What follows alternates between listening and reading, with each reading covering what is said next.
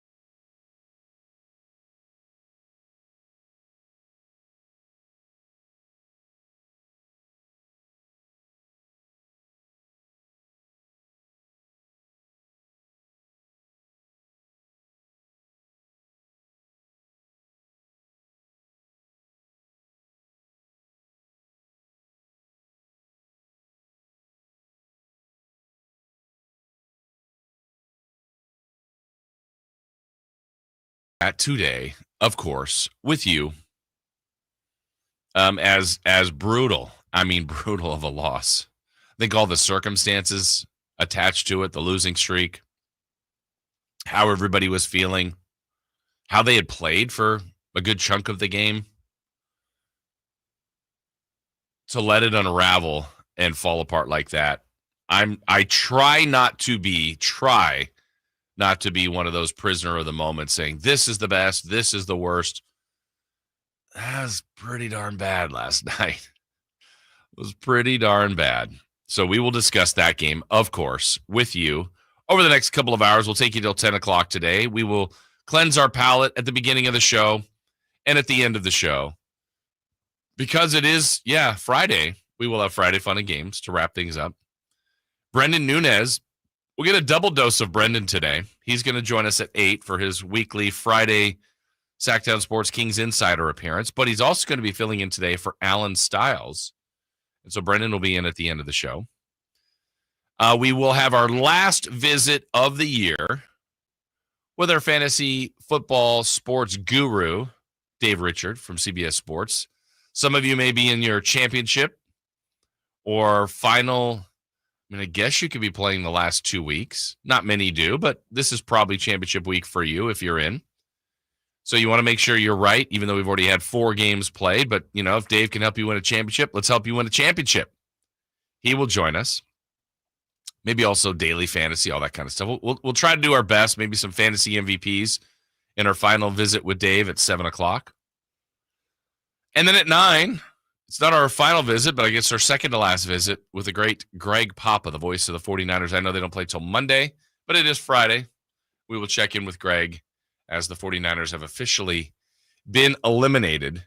We will discuss that with him, amongst other things, coming up at 9 o'clock. So amongst all of that, we'll have 3 down territory, or 4 down territory. We're going to go for 4th down today. 3 for madness.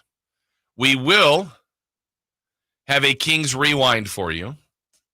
I got to tell you, when Chris and I were in together doing a show sometime before the start of the season, I had talked about kind of where this idea originated from on a show I used to listen to in Southern California years and years and years ago, when people would gather around the radio, sit in front of the fireplace, and make portraits, family portraits. But it was the Jim Healy show, and I thought, man, is there a way? And I kind of described it to Chris, and we talked about it, workshopped it, and kind of came up with the idea of doing something post after every Kings game. And the way it started, tremendous amount of fun. I think we got really good feedback. We're still getting good feedback, but it isn't as much fun. It's true when they lose. Now, if you lose a game here and there, yeah, it's fine. It happens. It's the way the league works. But then you win enough or you win more than you lose, and, you can sprinkle in a loss here, have some fun with some of the sound bites. But we will have a Kings Rewind for you. And it is on top of a fifth consecutive loss. And as Earl starts out, it can always get worse. That is very true. I wouldn't say this is rock bottom, though I'm sure a lot of people that were watching the game, listening to the game, or at the game, players included, coaches, and you'll hear some of their sound today. I mean, people did not want to talk about that last night. I get it. Frustrations. I hope it's at its peak, but you don't know. Things can get worse. And we're going to explain that. And I've already seen some of our regulars checking in, and we 100% agree with you. Well, Russell does say this is 100% rock bottom of the Vivek tenure. Again, guys, maybe the Vivek tenure, I don't know. Now we're comparing things that we probably don't want to compare. But I can tell you I've done this long enough that this doesn't feel like rock bottom for me by any means. It's been way worse. But that's not a fun game to play. It's not a fun comparison. I think when you combine maybe what some of the expectations are for performance, it's up there, though. It's up there. I don't want to go, oh, guys, it's fine. That's not, no, don't construe that the wrong way. Misconstrue it. It's not fine. That's not my point. I just know it has been worse, and it still can get worse before it gets better. But last night was bad. Last night was really, really bad. So we'll get into that today. Also today, I've already seen, where was this? One of our regulars, Campeo, fire Brown, please. I've heard it. I've seen it. People have direct messaged me, text me, hit me up on social media. I'm going to share my thoughts on that today, and certainly just do some comparisons to when this organization has done that in the past in season and when others have. The success rate isn't very good. Doesn't mean you don't do it. Just track record. Not a lot of examples of teams that have made an in-season coaching change and then, oh, wow, this team figured it out. Just not a lot of examples of that, but doesn't mean that shouldn't be thought of or put on the table. But I'll discuss that a little bit later in the show as well. But we will have plenty of sports to discuss. Usually in the opening, we kind of bounce around on a couple different things, kind of things that are going on in the world or in our lives to, pull you in a little bit, hopefully. Yesterday, I left the station, called Chris, said, hey, Chris. So we have certain ways, probably like a lot of workplaces, to get into your building. So, Chris, have you seen my key card? Sometimes, I don't really leave it around. I don't really think of myself as someone that's forgetful and losing things, but that happens every once in a while to people. And I usually have it out on this desk during the show. And I remember having it out on this desk during the show. And to get back to where Chris's office, my office, and some of the other offices out there, or to get into certain spots, you need that key card. So I had used it yesterday, got in the building, and I thought, well, man, I must have left it either in the studio or on my desk, which is, I don't know if I've ever done that. So I called Chris. Chris, have you seen my key card? He checks my desk. No, I don't see it. And the part of the problem with calling Chris on that is I'm about 80% sure I believe Chris, because Chris is definitely the kind of person that, like, no, I don't see your key card, and then he just has it and he's put it in his own pocket.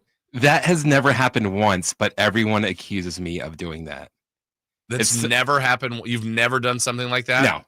I've never taken anyone's wallet, and like whenever someone's missing their wallet, the first thing they say is, oh, just give me back my wallet. They don't even ask if I've seen their wallet. If I have their wallet, they just assume I've got their wallet. Like, give me my wallet. And I'm like, I don't have it. And then it's just like, shut up. This isn't even funny. And I'm like, I don't have it. What is wrong with you? Well, it's an 80%. I have 80% trust. You want 100%? Like on things like that, I don't mess around with. I mean, it's not that important. It's a key card. I had to call you this morning when I got here to let me in, and I'll have to get a new one because I just cannot So I thought I could text Alan. I go, "Man, it's probably in the studio then." Alan's like, "I don't see it in here." I'm like, Oh, but you 100% trust Alan? 100%. You've only known him for what? A little over a year? That you know of. Yeah. We grew up together watching Jingle All the Way. But you're a prankster. I wouldn't even say I'm a prankster. I like mess with people. What's the difference? The difference is there will be something elaborate. There's something that will happen wrong with somebody. And if I were to pull a prank on them, it would have been the most elaborate thing that someone would have to pull. And everyone's just like, "Oh, that's you, Chris. Why did you do that?" And I'm like, I didn't do anything. Yeah. It's because of stuff you've done in the past. People believe it. Like Campeo says, Vlad is the face of a wallet thief. Chris doesn't like that. So, I mean, I mostly believe you. I'm like, yeah. Or you would string it along a little bit and then, oh, by the way, I've got your key. But you said I had too much work yesterday to mess around with that. Too locked in management. I was like, yep, I'll get out of here at 10:30. 10:30 turned into 1:30 very fast. Exactly. So I did a couple errands before I went home, and then I even came back by the station yesterday. I go, you know what? Maybe I dropped it in the parking lot. I could not even fathom where it would possibly be. So on the way into the game, I said, let me swing by the station and kind of retrace my steps. I remember where I was in the building at different times from when I left the show. And so I did all of that. And I go, man, this is going to be great. I'm going to find it in the parking lot grounds somewhere. It's going to be where I parked for whatever reason. Until today, I parked like the farthest away and I didn't find it. So I'm going to have to do the walk of shame to engineering today and say, hey guys, lost my key card. Got to give me a new one. I used to, years ago, we used to have those little fobs. I like those. Yeah, because they would just connect with your keys. Yeah, and then that was easy and just had it on my keys. You got to take your keys everywhere. This one's actually a little plastic card, and I don't know how long I've had mine, a couple years. Hadn't lost it, but it's officially lost. So if you have my key card, I'll return it to Lost and Found, please. Yeah, I'm sure you don't have it, but it's out there somewhere, so someone can get in this building if they'd like. Maybe host the show for 4 hours if they like as well. All right, we do have the show to get to when we return. It is leading off. Of course, we will start with the Kings. We do have some football that played last night, I guess, kind of. But that was an important win for the Seahawks. We'll explain that and a few more things going on. Leading off, coming your way next. Malik Monk plays here. Left, goes right, steps back, launches the three. Nothing but net. Oh, that was just filthy. Oh, my, that was sweet. Sacktown Sports is your proud home of the Sacramento Kings. Welcome back to another exciting game day. Grab your rally towels, throw on your jerseys, cheer, shout, and save on your gas. That's right. Sports fans win big on home game days. Score instant savings of 25 cents per gallon on Shell V-Power Nitro Plus Premium Gasoline with the Fuel Rewards program. And that's a victory for you and your tailgate team. Download the app, join the Fuel Rewards program today, and game on. Restrictions apply. Limited time. At participating Shell stations. For more details, visit fuelrewards.com. Great time to get together with family and friends, but nothing beats the thrill of Stockton Honda's deals. During Happy Honda Days, find the perfect ride in person or online. With over 400 new Hondas ready to go, now is the time to buy at Northern California's #1 Honda dealer, Stockton Honda. Anytime, anywhere, it's all here. StocktonHonda.com. Based on 2023 total new and Honda certified pre-owned vehicle car sales from American Honda Motor Company sold on report. All guests come to you from the Folsom Lake Honda Hotline. Folsom Lake Honda, your one-stop Honda shop. Let's do it. Leading off, the 3 top stories in the morning. Huge news. This is very important. Here's cut number 1.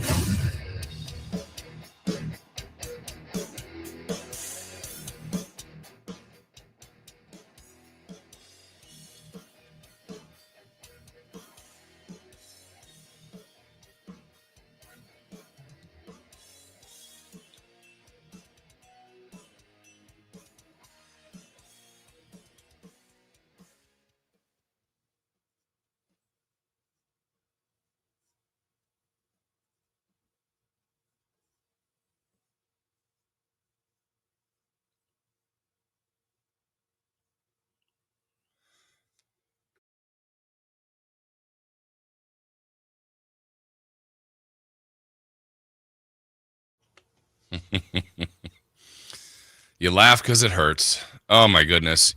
Some of the broadcasts that do radio, I've seen some of the stations, and maybe we should get this for Sacktown Sports, but they'll have a camera on the broadcast team. And you'll see the football play-by-play in the booth, or the analyst, or both, or whatever. It's kind of a cool image, and usually they do it on great highlights, and you see the announcer, you can see their face, see what they're looking at, and you see that part. It would have been interesting to see. I mean, G-Man has to call the game. I know you could hear it in his call. He was stunned. I'm sitting right next to him. Henry's on the other side. I don't even know. I don't know the expression I made, but I was absolutely stunned. Absolutely stunned that's the way it ended last night. And we will have a full entirety of a breakdown of that final sequence. We'll hear what Mike Brown had to say. Well, we won't hear much of what De'Aaron had to say. The Kings could not have botched that anymore. When I don't know what the percentage chance of winning was for the Kings in the closing 3 minutes. I don't know what the percentage chance of winning for the Kings was in the closing minute. I mean, it was a one-possession game, so we've seen things like that happen before. I got to tell you, I was feeling like, okay, the Kings are going to win as the game was going on. This is going to be a nice win. Good for them. They're going to win without Sabonis. Really good win. And then as it's going, I'm like, man, that's too bad. They're going to win, but, it's going to look like they're going to win by 6, which I guess I don't care. But this was going to be a really impressive double-digit win. And it wouldn't fix everything, but it's like, all right, good for you guys. You played really hard. You had a lot of players play well. You didn't have Sabonis. There were reasons to lose the game, but not the way they were playing. And then it's, closer than 6. I'm like, oh, man, this might even be a one-possession win, but it doesn't matter. At the end, just win. That's fine. And then it happened. The unthinkable happened. And right now, when you are this team going through this, they can't get out of their own way. The coaching staff has to be better. The players have to execute better. I mean, the end of the game execution was so atrocious for the Sacramento Kings that I don't want to even say they deserve to lose, because I think it was really hard. If you were, and they weren't doing this, but if you were trying to construct a loss, how can we do this? Let's do these things to give Detroit a chance to win the game. That's kind of what happened. And obviously they didn't do it on purpose. But it was playing not to lose, that classic case. And this was maybe with 6-7 minutes to go. Something as simple as inbounding the ball and just letting it roll into the front court. Yeah, you're chewing up a few seconds, but now you're getting Detroit's defense set. You're not attacking the game. You're playing not to lose. And who was the aggressor? Who was attacking? They were desperate. Detroit. And here they are, making 3 after 3 after 3 after 3. 4 threes in the last 3 minutes, including the last one, which was an and one. Kings didn't handle that final sequence very well. Kings were out of timeouts. That was mismanaged by the coach. Kings, even when they were shooting free throws at the end of the game, the Pistons, the free throw, to go ahead, they had an opportunity to sub in. Malik Monk can make a shot from anywhere. I don't believe DeRozan they had the wrong personnel in. I mean, they just punted that completely, absolutely butchered the end of the game. And I don't want to say they deserve to lose, but I guess they deserve to lose. They earned it. They earned that. And now with a 5-game losing streak, all at home, and this sandwich of how it started with the heartbreaking, great game played loss to Denver, mixed in with a bad LA game, a little bit better of an LA game, an embarrassing second half to Indiana, and then just the gut punch yesterday. That's 5 in a row. And like we said yesterday, and we'll keep saying until they get out of it. If they don't get out of it, we'll keep saying it. They could start playing a little bit better. And again, there were elements of the game that were more than fine, more than acceptable. But we're looking at the results, right? Win-loss. And it's an awful, awful loss for this team. And so now, let's say you beat the Lakers. Let's just say, okay, that's 1. And you're four below 500. Then you got, teams like Philly or Dallas, Philly, Memphis coming in, Miami, Golden State, Then you hit that Boston, Milwaukee, Chicago. I mean, yeah, it's painful. It's where they are. They've done this to themselves.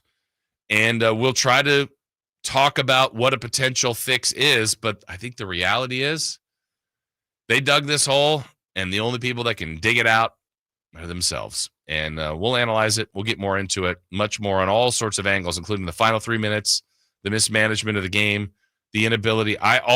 Me personally, never been a head coach in the NBA. Me personally, I always, I think, maybe with a caveat, would foul when you're up 3. You just have to. Too many players in this league. Too many are too gifted to make shots. Too many. Well, it looked like that's what Fox was trying to do. Just way too late. And because he thought about just grabbing him. You could see that, and he grabbed him for a second. He was in between. And then let go. Yeah. And it's like, no, you just do that. You don't even let him get a shot up. Yeah, I think the foul should have happened, honestly, at the top of the key with Keon Ellis. That's when they were dribbling. There would have been no, like and again, this could be practiced. It's not. I'm not saying it's always easily executed, but these are the best athletes in the world. To me, when you were up 3 and probably less than 10 seconds. So this was a tweener time, but let's remember the way the play started. There was an inbound, and I don't remember who was dribbling at the top of the key, but the second that ball's put down on the floor, boom, just attack, like run through the player. You'll foul them. They're not going to confuse anything with a gather and a three-point attempt. Again, not always easy to execute, but neither are the ways to score. Like, people are so gifted in scoring. Too many people make tough shots. Beasley had been making incredible threes. That team was hot. You had to shut the water off, and this team didn't do it, and they just get an absolutely brutal loss to take home with them. All right, let's get to cut number 2.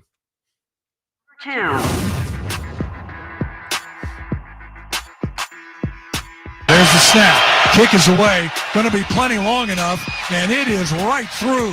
Wow. Myers, who came in with 7 kicks over 50, adds to that total now, and the Seahawks lead with 21 seconds left in the half. Leads 6-3. Oh, good. How'd the second half go? Wait, what? More of the same? You know, in baseball, like some fans of baseball, like the pitchers' duels, the low-scoring games, I don't know. I would say I'm glad I was watching the Kings game, I guess. Not with the end of the Kings results. I didn't really see any of the Seahawks and Bears game. 6-3 was the final. Bears, I think about their season, man, for Chicago. Remember, they were 4? I believe they were 4-2. Let me double check that. Yeah, they were 4-2, seconds away from being 5-2. Then the Hail Mary. One of the plays of the year for the Commanders. They lost that game. They lost some other tough games. Had their coach fired. They've lost 10 in a row. 4-12. And there was a time where people thought, man, could all 4 teams from the NFC North make it to the postseason? Well, the Bears were tracking that for a while. That's long gone. They lose. It's not really about the Bears. They'd already been eliminated from the postseason. For Seattle, they pick up their 9th win. They have tied the Rams for 9 wins. Now they've played one more game, so they have one more loss at 9-7. Rams are 9-6. But Seattle doing their part to, put pressure on the Commanders, who have 10 wins for a wild card spot. Put pressure on the Rams, who have the 9 wins for a division spot in the NFC West. So we will get into that game a little bit, and also the weekend slate coming up, and some of the numbers are out for the viewers on Christmas Day between the NBA and certainly what Netflix did. Another monster day for the NFL on Christmas Day with 2 blowout games. But the NFL continues to be king. All right, speaking of king and the Kings, we will come back. We'll have kind of an audio recap, the highlights and lowlights, courtesy of the G-Man. Still to come, we'll have Rewind. We'll have our Jiffy Lube drive of the game, and we'll have a lot of in-depth analysis of the game and kind of the current state of the Kings throughout the show. That's all coming up. Stick around with us. Jason Ross, Chris Verlaud, right here on Sacktown Sports. You never know what you might hear when listening to a Sacramento Kings game. Out of Keegan, going for another triple. Man, is he feeling it. Keegan, can he do it? Yes, there's number 11, Keegan Murray. Keegan Steps back. He just knocked down his 12th three-pointer, a Kings franchise record. He's got 45 points. Never miss a moment of Sacramento Kings basketball with Sacktown Sports and the Sacktown Sports app. Sacramento weather is brought to you by Folsom Lake Kia. I'm Tamara Berg in the KCRA 3 Weather Center. It's finally Friday. Out the door wet and windy beginning to the day. These showers will be decreasing, though, after daybreak, and the wind's going to start to ease as well beyond about 9 o'clock this morning. Rest of the day, a chance of a few isolated showers with highs in the upper 50s. Get the latest forecast on the KCRA 3 News and the KCRA 3 app. Coach Christie here reminding you it's the final days of year-end savings right now at Folsom Lake Kia. Don't miss last chance massive year-end discounts. Hurry to Folsom Lake Kia or FolsomLakeKia.com.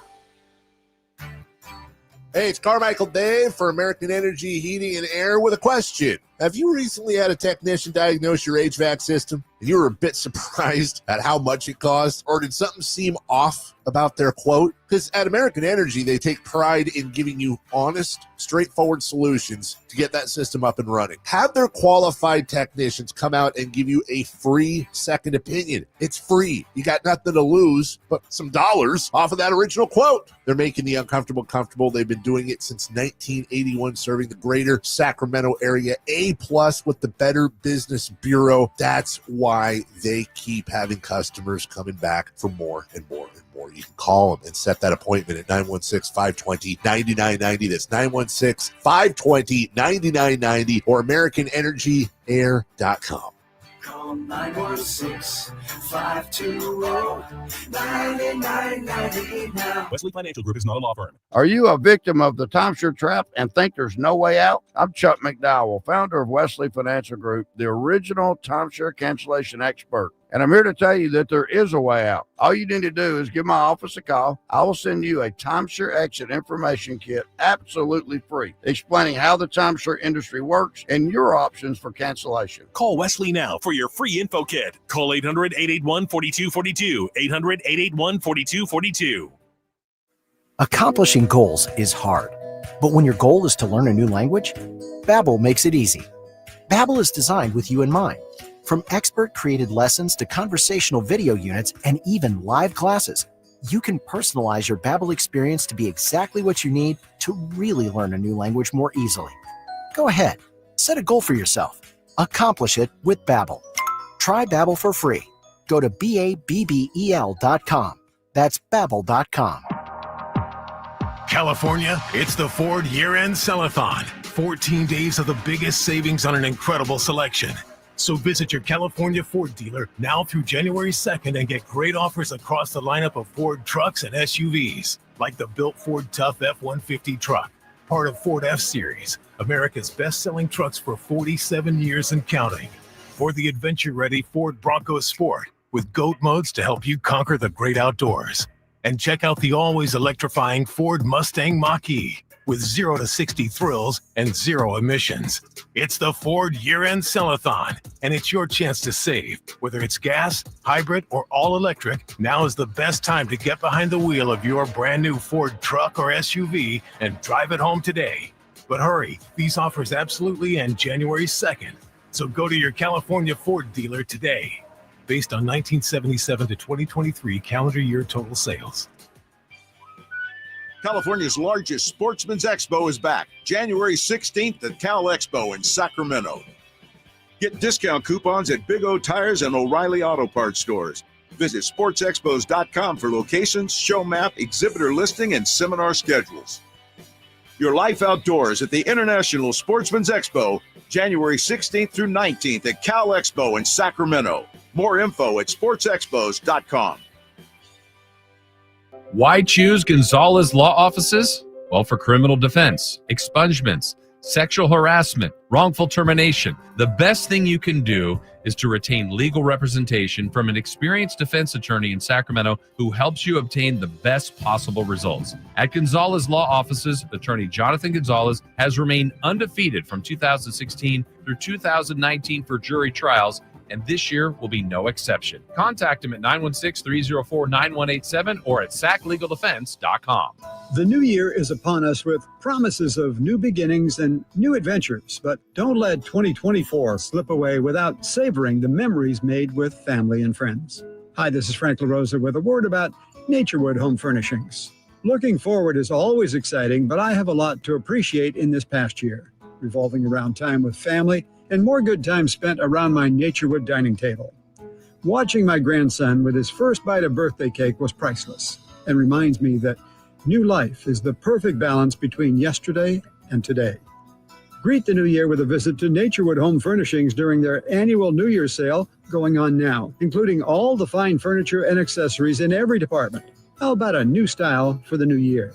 Find that perfect piece of furniture that's new today and filled with future memories for tomorrow. The memories you make with your family will stay with you forever. Naturewood Home Furnishings, off Highway 50 at Hazel. Look for the water wheel.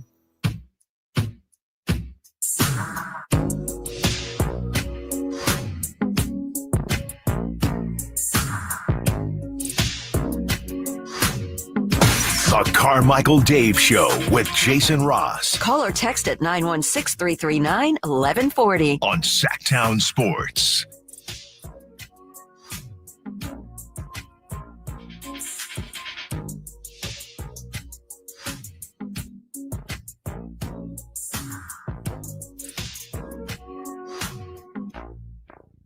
All right, back here on the show, Jason Ross, Christopher Laud, Carmichael Dave is off. He'll be back with us in the new year.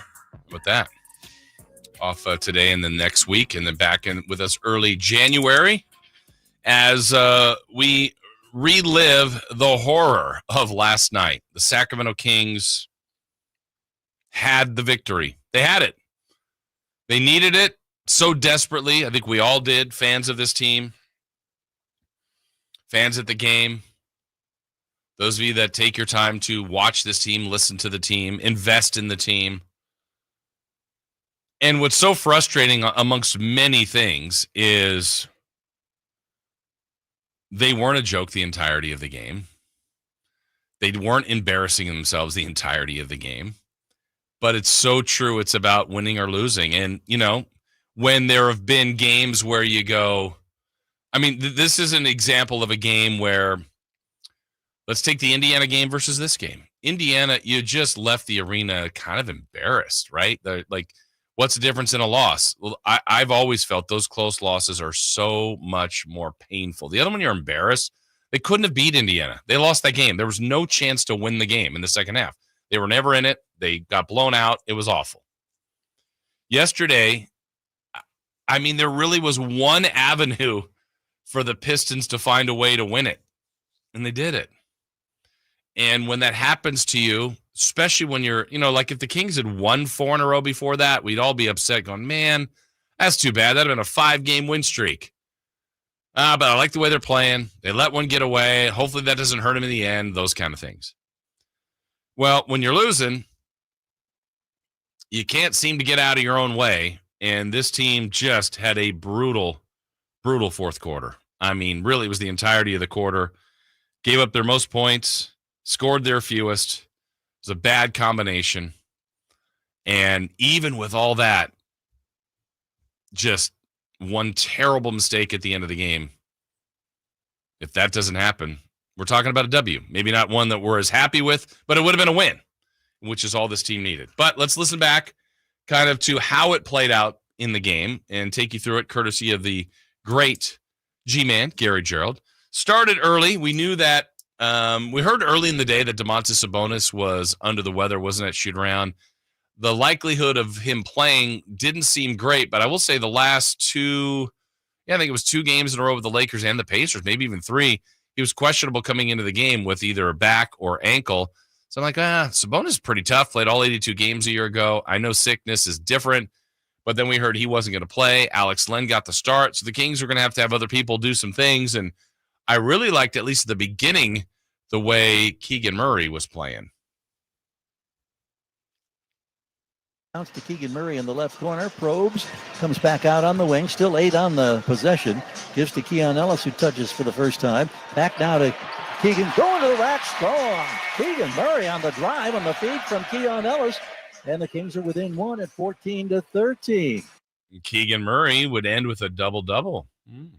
Maybe somebody said that yesterday on our 3 in the Key. We'll relive that a little bit later. Kings were trailing some of the first quarter when finally get their first lead. Pass goes to Keon Ellis. Gets into the paint. Shakes. Picks up the dribble. Swings it out. Herter has it. Steps into the triple. Boom! He's got it, and the Kings have their first lead of the ball game. I said yesterday, one of my points of getting out of this for the Kings was I would play 8 players. To me, they're 8 best players, and that's normally with Sabonis. So if you go Sabonis, Murray, DeRozan, Fox, Monk as your starters, Herter, Ellis, and Lyles. Play those 8. If you want to play more after that, that's fine. But those 8, non-negotiable, have to play. That's your team. That's your best chance to get out of it. Okay, they didn't have Sabonis. So you start Len. What was a little surprising, Coach Brown went 10 deep pretty early. And those 10 all scored pretty early for the Kings. In fact, at one point, I had a note for the G-Man. The Kings had all 10 that had scored, and their lowest score was Fox with 1 at that point in the first half. But the second quarter, the guy who, on his own personal mission, he, in fact, had his own 13-0 run, was this guy, Trey Lyles. Colby Jones gets bumped by Cunningham once, twice. No whistle. My goodness, a lot of contact. To Lyles for another 3. Oh, Trey Lyles is on a heater at Golden One Center. In the second quarter, the Kings have outscored the Pistons 13-2. They've now opened up a 50-36 lead. Lyles has 11 second quarter points. The Kings were shooting the ball very, very well early in the game. And by halftime, hey, we were talking about lack of execution at the end of the game. Well, at the end of the half, the execution was pretty darn good for the Kings. Instance. Monk now with 5, with 4, shakes, drives right, steps back, launches a buzzer-beating 3, score the triple! Malik Monk with 0.2 of a second to go, and that will do it for the first half of play in Sacramento. Yeah, so the Kings lit up the scoreboard for 68 points in the first half. They led 68-53. 15 in the NBA certainly isn't over, but you're feeling like, okay, you do things right. You just have to win the second half. You don't have to win every quarter. You don't have to be dominant. Just be good enough. And the third quarter kind of played that way for the Kings, where they were outscored by 1, 24-23. That wasn't a killer, so you're still up 14 going into the fourth. But the guy that all game long that was keeping the Pistons around before Beasley started to do his work was Cade Cunningham. Here's a pass now from Ivy over to the far side. Cunningham for 3. Buries it just as clean as can be.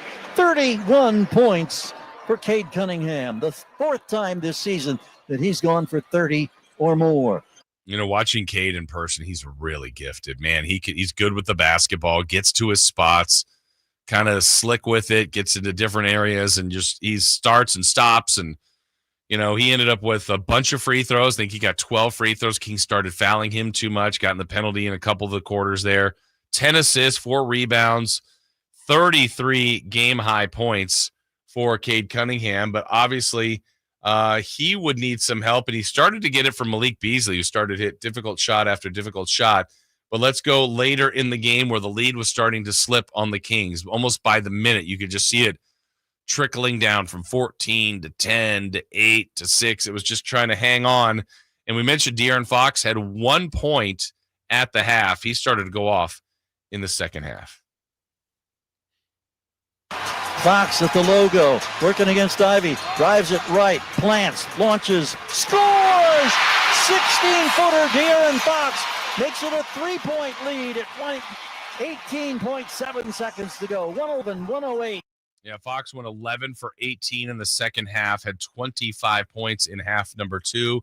The Kings couldn't stop Detroit, but they got into a position where they had to get the ball in to try to ice the game, so they thought. And so Kevin Herter was fouled and was forced to go to the line. Herter now, the veteran at the line. Ready? Doesn't waste any time. First one's on the way, and he scores it cleanly. It's a 2-point lead. There's still 10.8 seconds to go. And again, Beasley is there and talking junk to Kevin Herter. Now retreats to behind the 3-point arc. Herter has handed the ball from Foster. He's at the free throw line with one more attempt coming, trying to make it a 3-point Kings lead. Shot on the way is good. He hits them both cleanly. Final timeout taken now by J.B. Bickerstaff. 10.8 seconds to go. Another reason, you heard it there, just little nuggets throughout the game. Final timeout for Detroit. I think with teams are down 3 without a timeout, even another reason to foul, right? I mean, you play the free throw game. They can't advance the ball anymore. I think there are too many instances in the history of the league that people have made difficult three-pointers, and in this case, a 4-point play, than people making one free throw, missing the second on purpose. It's happened, but I think your odds of that are less than people making contested threes, and here's exactly what happened for Detroit late in the game. Cunningham calmly adjusting, tucking in his jersey here. Scott Foster admonishing Keegan Murray to give him the allotted space. Ball is handed out to Cunningham, and here we go. Ball game on the line. Kings up 3. Inbounds pass goes to Hardaway Jr. He's crowded by Keon Ellis. Gives it back to Beasley. He stops. He can't get the shot. Drops it off in the corner. 3 on the way. It's good by Ivy, and he was fouled. Oh, my goodness. This is unbelievable. So then the hope, the last bit of hope. Could he miss the free throw? If he makes it, can you still make a shot to win the game? Well, here's how it played out. So the ball about to be surrendered, and it is now to Ivy. So here it is, 3.1 to go. Detroit has come all the way back, looking for the lead, and they have it on the free throw from Ivy. 3.1 seconds for the Kings to respond. Now trailing 114-113. Fox with the inbound to Lyles. Back to Fox. Here's a 55-foot heave that's off target as the horn sounds. And the Sacramento Kings, for the first time in nearly 3 years, have lost 5 consecutive games. And once again, it's a failure at crunch time. A loss that puts the Kings at 3-11 in games decided by 5 points or less. They puts them at 2-6 in games decided by 3 points or less. And the Detroit Pistons have now crawled to within 3 of 500, winning the 4th game in the last 5. This one at the expense of the Kings. I think you heard it all there in the recap. It's so beautifully done by the G-Man. Close loss, home loss. I mean, they're checking all of those painful boxes that this team is currently in. Man, hearing it again is just as painful. Absolutely brutal. I hated the last shot, too. Hated it. I mean, 3.7, Fox is as quick with anybody in the league with the basketball. I felt like, one, he was inbounding it. Yeah, he got the ball back, but, he could get up the floor. He launched that plenty of time. Odds of that going in are really, really low. Just self-destructed. Absolutely self-destruction by the Sacramento Kings. We're going to get more into that throughout this show. And we'll try to have a little fun a little later with it, with our Kings Rewind. When we come back, though, more on the NBA, certainly. And also the comps between the NFL and the NBA on Christmas Day. Numbers, as you'd expect, dominated by the NFL. And we had Thursday Night Football last night. Kind of wasn't much of a game. We'll get into more Kings, more of that, all straight ahead here on Sacktown Sports. You'll find Keegan Murray is Sacktown Sports. Out to Keegan Murray, straight away for 3, and Keegan knocks down the triple. Hey, Sacramento, it's Keegan Murray, and you're listening to the home of Sacramento Kings, Sacktown Sports. Your local sports leader. How was your drive to school? Let me tell you, I had to get my iced coffee first. I just can't seem to put it down. My favorite rapper just announced a tour. My phone was buzzing like crazy. I'm so excited. I had to text all my friends right then to talk about it. Then someone started calling me and... Let's try that again. I turned my phone off right away. I never drive distracted. Visit StopTextStopWrecks.org. A message brought to you by the National Highway Traffic Safety Administration, Project Yellow Light, and the Ad Council. Getting quality employees to fill positions in your company is essential, but finding those people can be a major hassle unless you use ZipRecruiter. ZipRecruiter makes finding quality people a breeze. ZipRecruiter's advanced technology identifies candidates with the right skills, sends you great matches, then you can easily invite them to apply. 4 out of 5 employers who post on ZipRecruiter get a quality candidate within the first day. See for yourself. Go to ZipRecruiter.com/free to try ZipRecruiter for free. That's ZipRecruiter.com/free. Here comes Floyd, throw over the middle. Intercepted by Fred Warner. Faithful to the Bay. Fred gets up and runs back the other way, 30. Be there December 30th for Monday Night Football at Levi Stadium as the San Francisco 49ers face the Detroit Lions. 20, one block and he's in. It's the final regular season home game of the campaign and presented by SAP. Touchdown!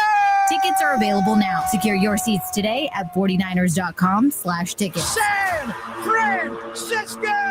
Finally, an easy way to find home improvement contractors. Just visit subcontractorsunited.com and simplify your search for home services professionals. From cabinets to windows, roofing to plumbing, Subcontractors United is an easy, simple way to find and hire a home improvement contractor. And you never have to give up personal information. So no harassing phone calls like you get from those other websites. Subcontractorsunited.com is sponsored by D&D Cabinets and Savage Design. It's Capital Casino, Sacramento's #1 poker room. And guess what? Primetime football is back. Capital Casino is giving away $500 per game in high hand bonuses for every Sunday, Monday, and Thursday night primetime game.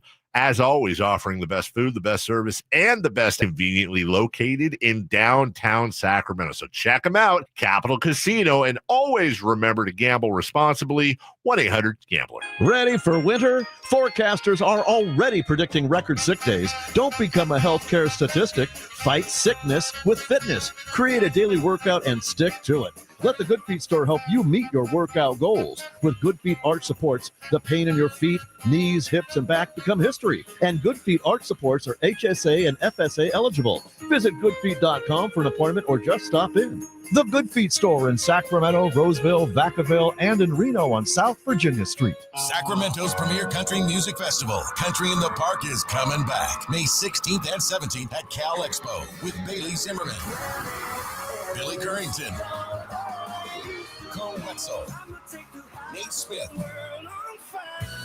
and more. You'll enjoy food trucks, rock walls, and a mechanical bull, line dancing, and more. Single day GA tickets start at $52 at CITPFest.com. It's Country in the Park, May 16th and 17th with Good Guys Heating and Cooling. Find out more at CITPFest.com. Out with the old year, in with the new ride at Toyotathon. Going on now. Get a low-cost lease on the 57 MPG Prius, or choose from great deals on 16 other Toyota hybrid cars, trucks, and SUVs, all featuring Toyota's legendary reliability, style, and fuel efficiency. Don't miss out on your chance to celebrate. The final days of Toyotathon are on now at your Toyota dealer. Toyota, let's go places. Offer available through TFS to buyers with premium rated credit. Ends 1/6/25.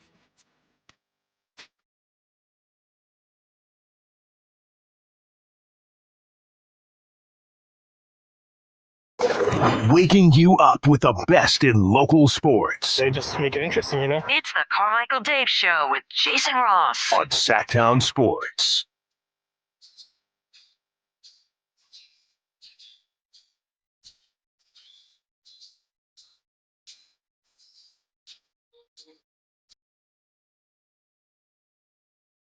We did have Thursday Night Football last night. Seahawks got to 9-7 with a 6-3 win over the Bears. Woohoo! Game of the year. But I don't know what the Amazon numbers will be for that. But that was as bad of a game. But Christmas, those two games weren't great. Blowouts. But record-setting marks for Netflix. Now, again, they haven't had a bunch of streaming opportunities for sports, but we said yesterday this isn't a new concept, but this is the road we're going down. And what's funny is we have a lot of people right now totally frustrated with the Kings, and I'm not telling you not to be. You get it, 100%. If the Kings were in a situation where they were a streaming entity, because there's plenty of people here. I'm not spending another dime on the Kings. You buy their gear, you're condoning what they're doing, you support this team, blah, blah, blah, blah, blah. People are going to buy that streaming option, I think, to watch their team. What would it take for you to be done with your team? Like they would have to do something illegal. Okay. So it's not 4 losses in a row, 10 losses in a row, 20 losses. Maybe you're less interested, but they're still your team, right? I would, if they did something illegal or ownership, like I just couldn't handle anymore. Yeah. Which is what happened with the Red Sox. I'm like, ugh, you guys are just gross. And see, I've tried to explain this. I know Dave is far more emotional, and that's fine. I'm glad he is. Yeah. I'm glad we have the mix of this because there are plenty of people like that. I'm not even saying I wouldn't want him to be different than that for him. You got to be who you are. But what I've tried to explain to him at times, I said, and there's been far worse seasons than this, maybe not with the comps of how they're playing, but you go to enough games that you see it. Like I'm sure there was someone in the arena last night that was their first game. And I'm sure there was people in the arena last night that there was their 100th game, whatever it was. But I tell you, when you get there, even with the losing that they've got going on, there were plenty of people, media, like, what do you expect tonight? My joke last night was like, flip a coin. I mean, I don't know. Like, they could win. They could. I have no idea. I can't predict this team anymore. Like, I don't like the way they're playing. I don't feel good about them, but you don't know. And for the most part, I thought they played pretty well. They just had an awful fourth quarter. But my point being, Chris, like when you get there, like if you're at the game, it sure looks like the fans that are there are having the time of their life. Now, they hated the finish.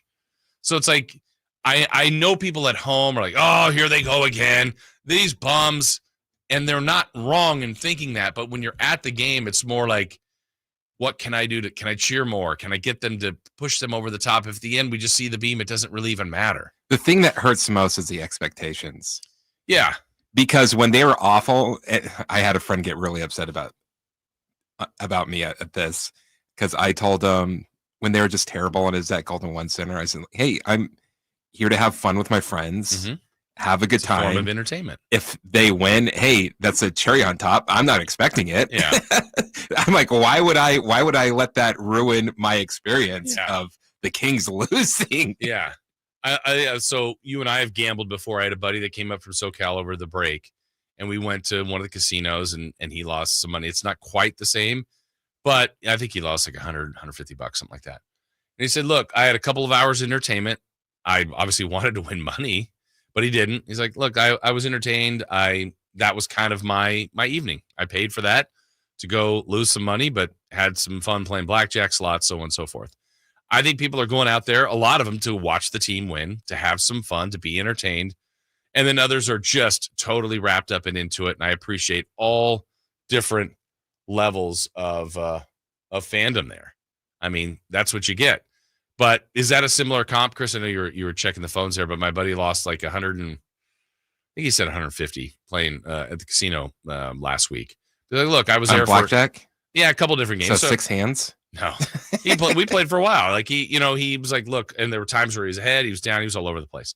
But he's like, look, I mean, that was a little bit of an expensive night, but he's like, I had 3 or 4 hours of entertainment, and obviously I wanted to win, but that's the way he kind of took it. And some people, I think, take that at games, and others are just dying on every missed shot, missed free throw. And it's just, that's part of being a fan, I guess. Yeah. It's all over the place. Is that GP? Yes. All right, let's check in with GP this morning. GP, good morning. Hey, good morning, guys. How are you guys doing? I'm hanging in there. How are you? Same, brother. Same. Look, man, I was at the game last night. Yep. And I got a couple points to make. Go for it. This coach, look, I understand. I had some people with me. It was their first time ever, and I've been going to Kings games since Arco Arena, right? Uh-huh. And a couple people with me, their first time ever. They enjoyed it, but they were cheering for us, right? They were cheering for the Kings, cheering for our product. Hey, we got a decent product. I don't blame us. You know, we've seen worse days. I get it, but for Mike Brown to sit there and not tell his guys in the third, pretty much the third and fourth quarter, just, can you guys contest?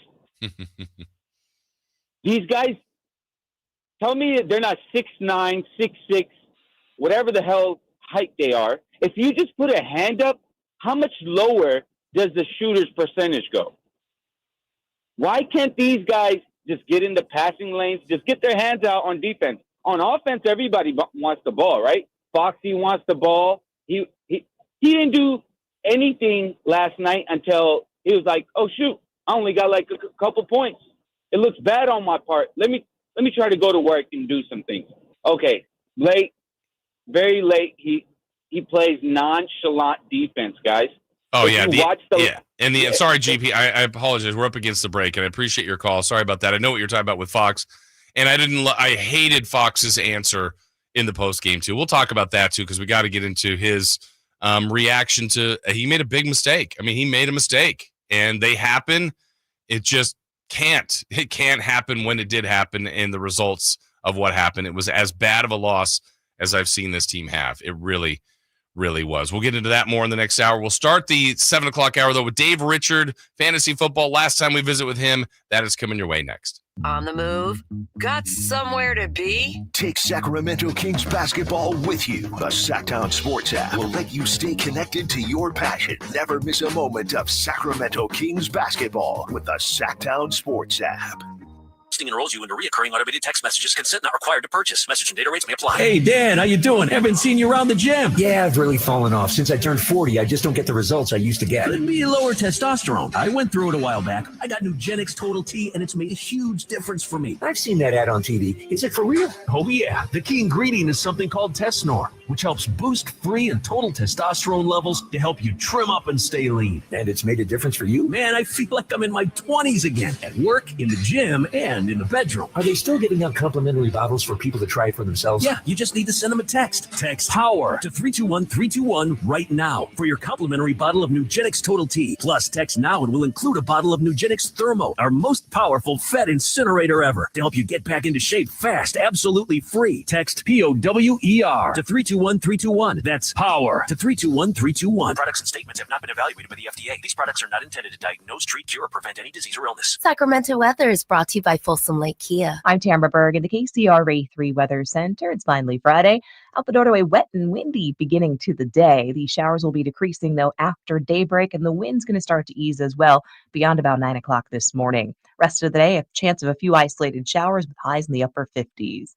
Get the latest forecast on the KCRA 3 News and the KCRA 3 app. It's your last chance for year-end event savings at Folsom Lake Kia. Don't miss what might be their lowest payments of the year. Hurry to Folsom Lake Kia right now and tell them DC sent you. FolsomLakeKia.com. It's better over here. If you're 55 and up, T-Mobile has an exclusive rate plan just for you.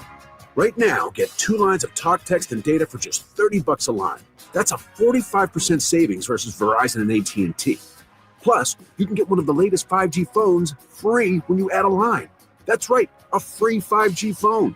Experience all this and more on America's largest 5G network. So why wait? At T-Mobile, customers 55 and up can get 2 lines of talk, text, and data for only $30 a line.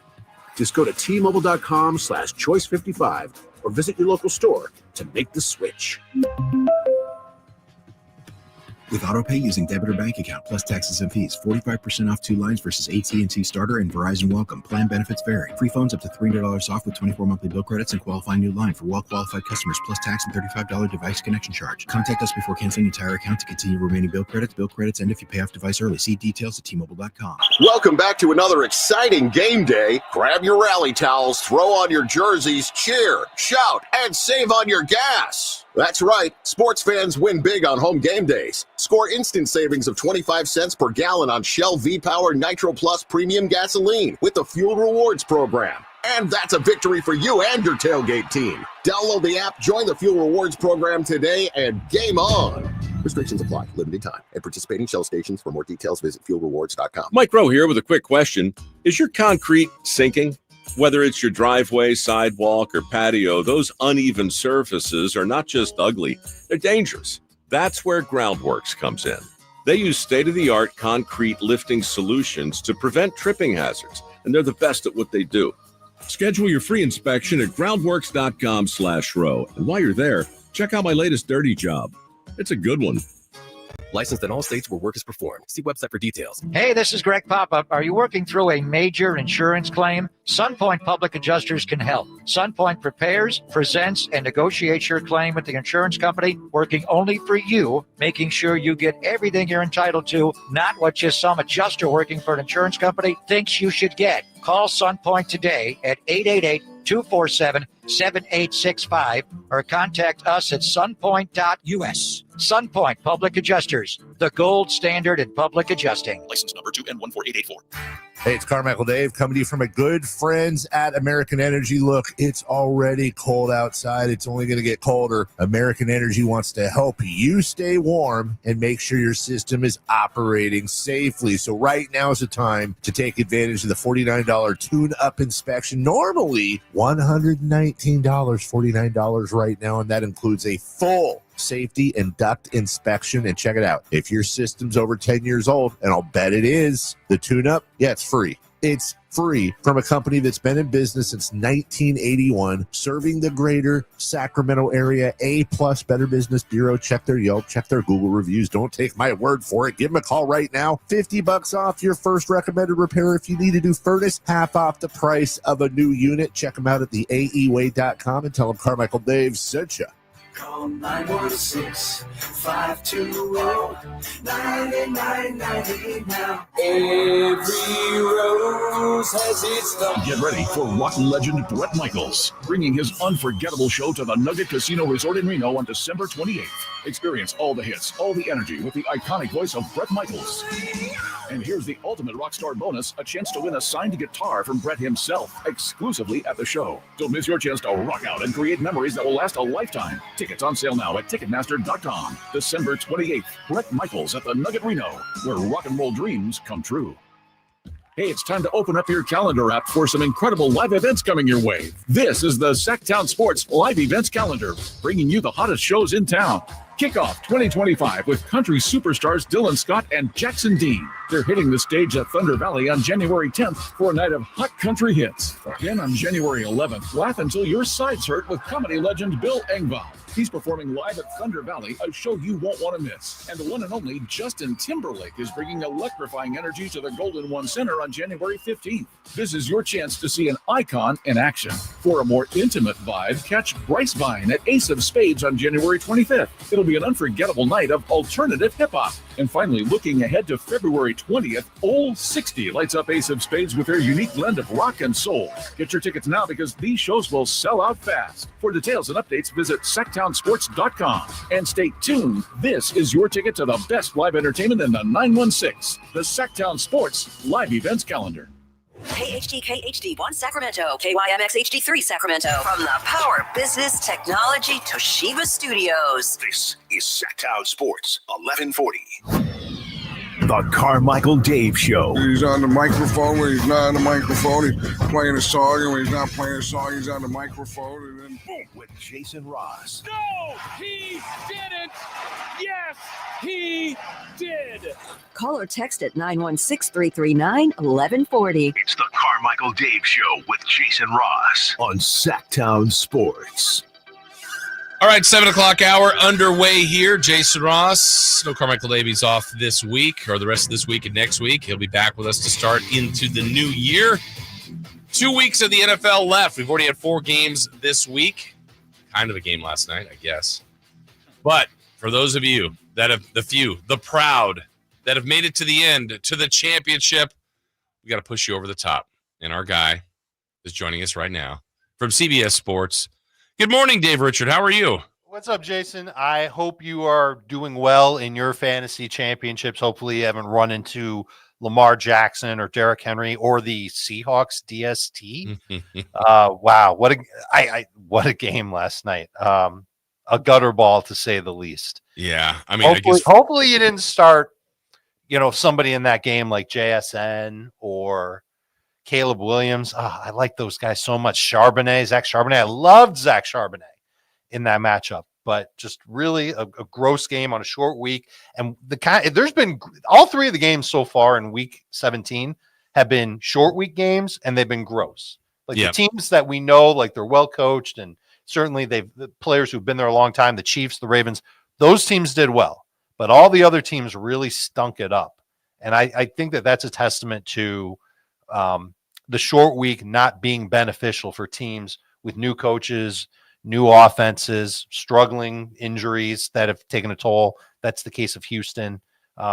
Maybe I'm just making up excuses, but really it's a bad product and a bad look for the NFL to have Yeah. these games on a short week be so non-competitive / not exciting. Yet I know the players hate it. Coaches probably hate it too. And then there's record numbers on Netflix, and I'm sure there were good numbers last night on Amazon. The league's still killing it, which is probably bad for the rest of us in that sense. Right. Very true. Yeah, they're not going to change that. Now, one of the things you have said, I'm a proponent of it too, Dave, and I fell for it myself. I'll do a quick story here. Is one of the leagues you said, hopefully you're doing well. I didn't follow my own league rules. I had no idea. This was one that was set up by one of our work employees. It was a fun little work league.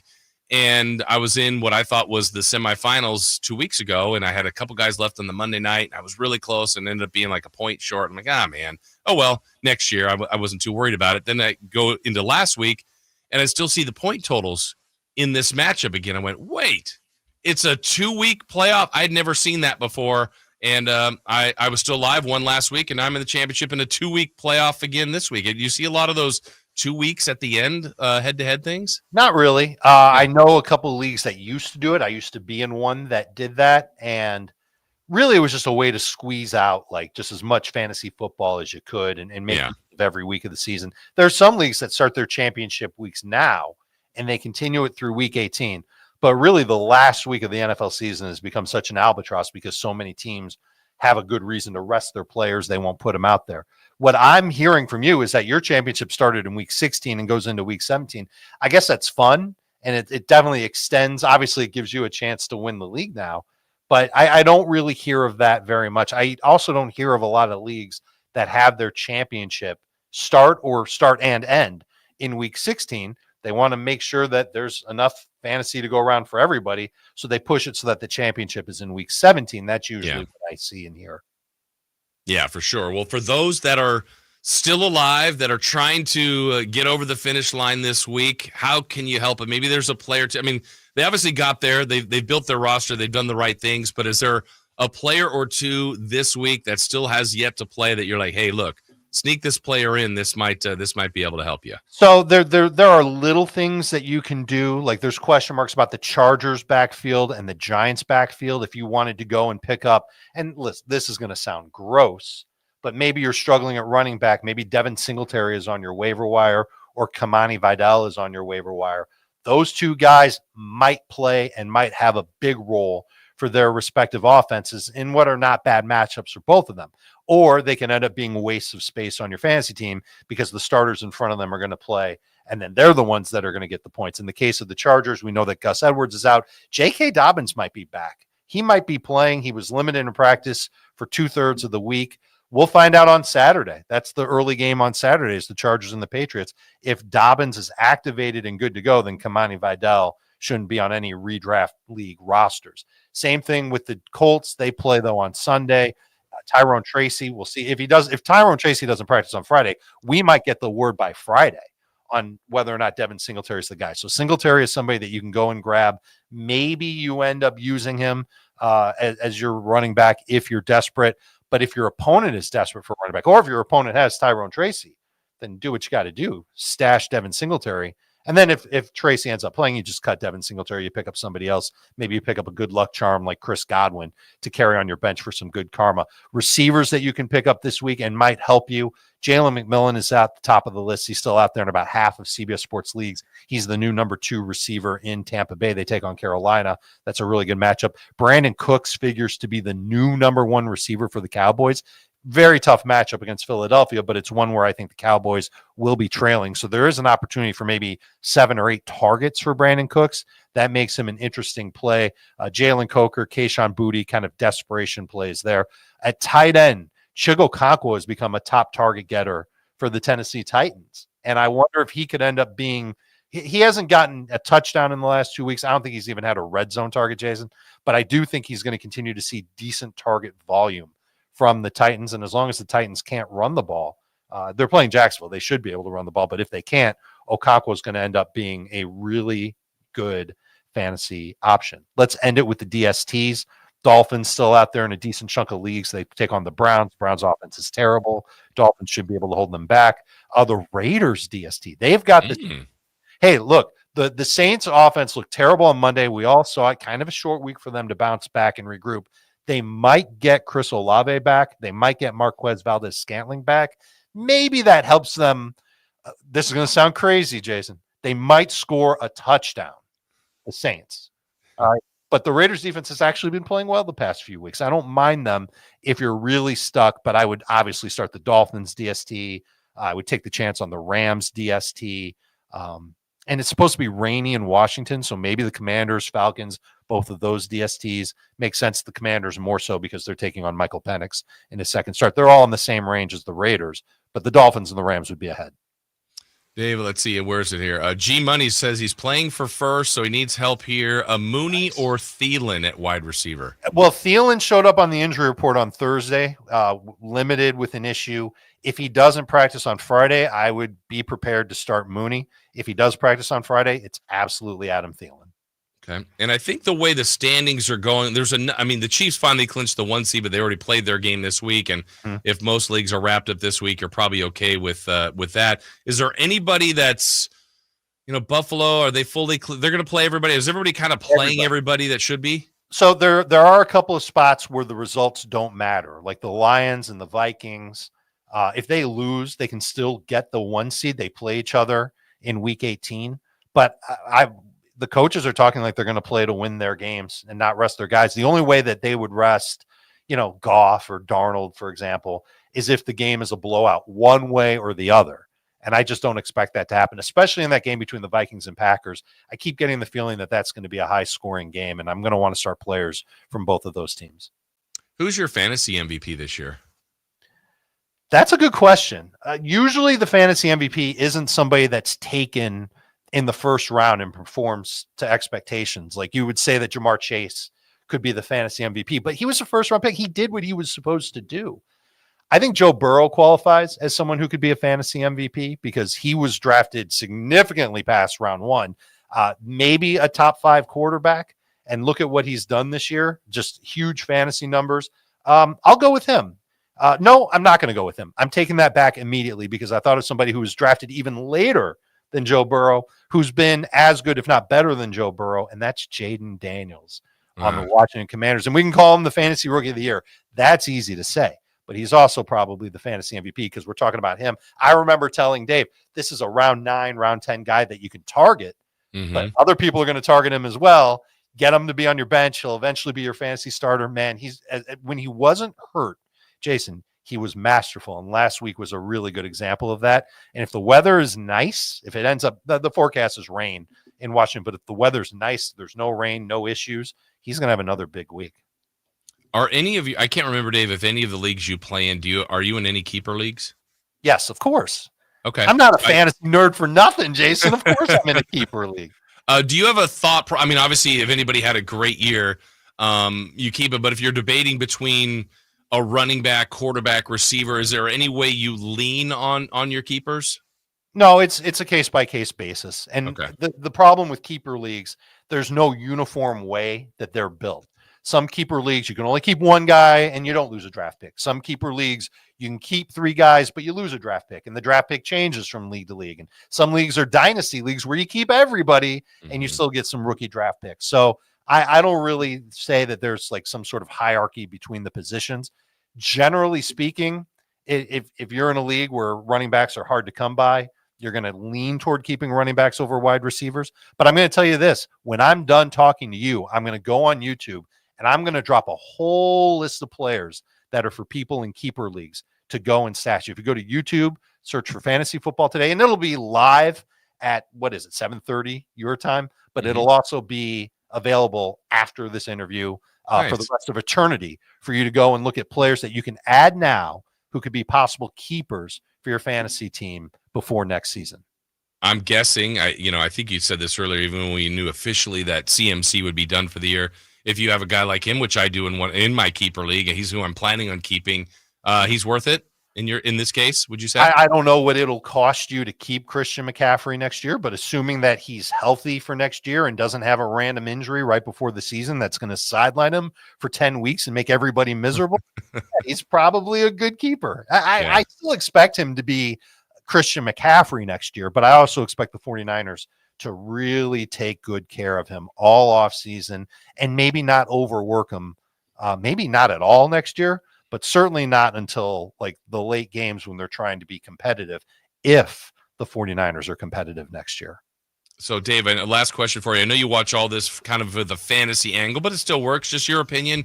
You watch all these teams. Yeah. Who would you pick now, today, to win this whole thing? Who will win the Super Bowl, you think? I'm going to take Baltimore. I think that they're peaking on defense, and on offense, they've been great all season long. They're a team that really hasn't been ravaged by injuries yet either. Kansas City's played in way too many close games. They've had some injuries that have slowed them down, and the receivers that they've added over the past couple of weeks, I don't know if they're going to be necessarily impactful when push comes to shove against really good defenses. In Buffalo, man, I really want to see Josh Allen make the Super Bowl. I want the Bills to experience a Super Bowl win. Look at how close they were way back in the Jim Kelly era, and Josh Allen deserves to go to a Super Bowl. But that defense is starting to fall apart a little bit, and it makes me nervous that they won't hold up their end of the bargain. And Josh Allen will play Superman, and he might just fall short, especially against a team like Baltimore. So Ravens, who they meet? Maybe the Lions or Eagles? Or I think the Eagles are the team. Lions defense, that's another team that's falling apart defensively. The only way that the Lions are beating people now is by outscoring them.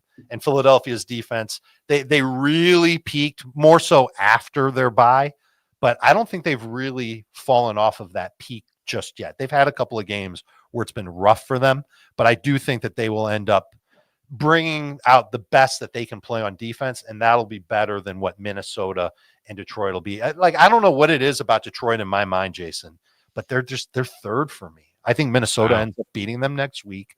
I think Minnesota wins the division, and Minnesota just stays ahead of Detroit, and Detroit maybe doesn't sniff the Super Bowl. I kind of hope I'm wrong, because that's another fan base that I'd love to see go and participate in the Super Bowl and play and maybe even win it. It would be so fun for them.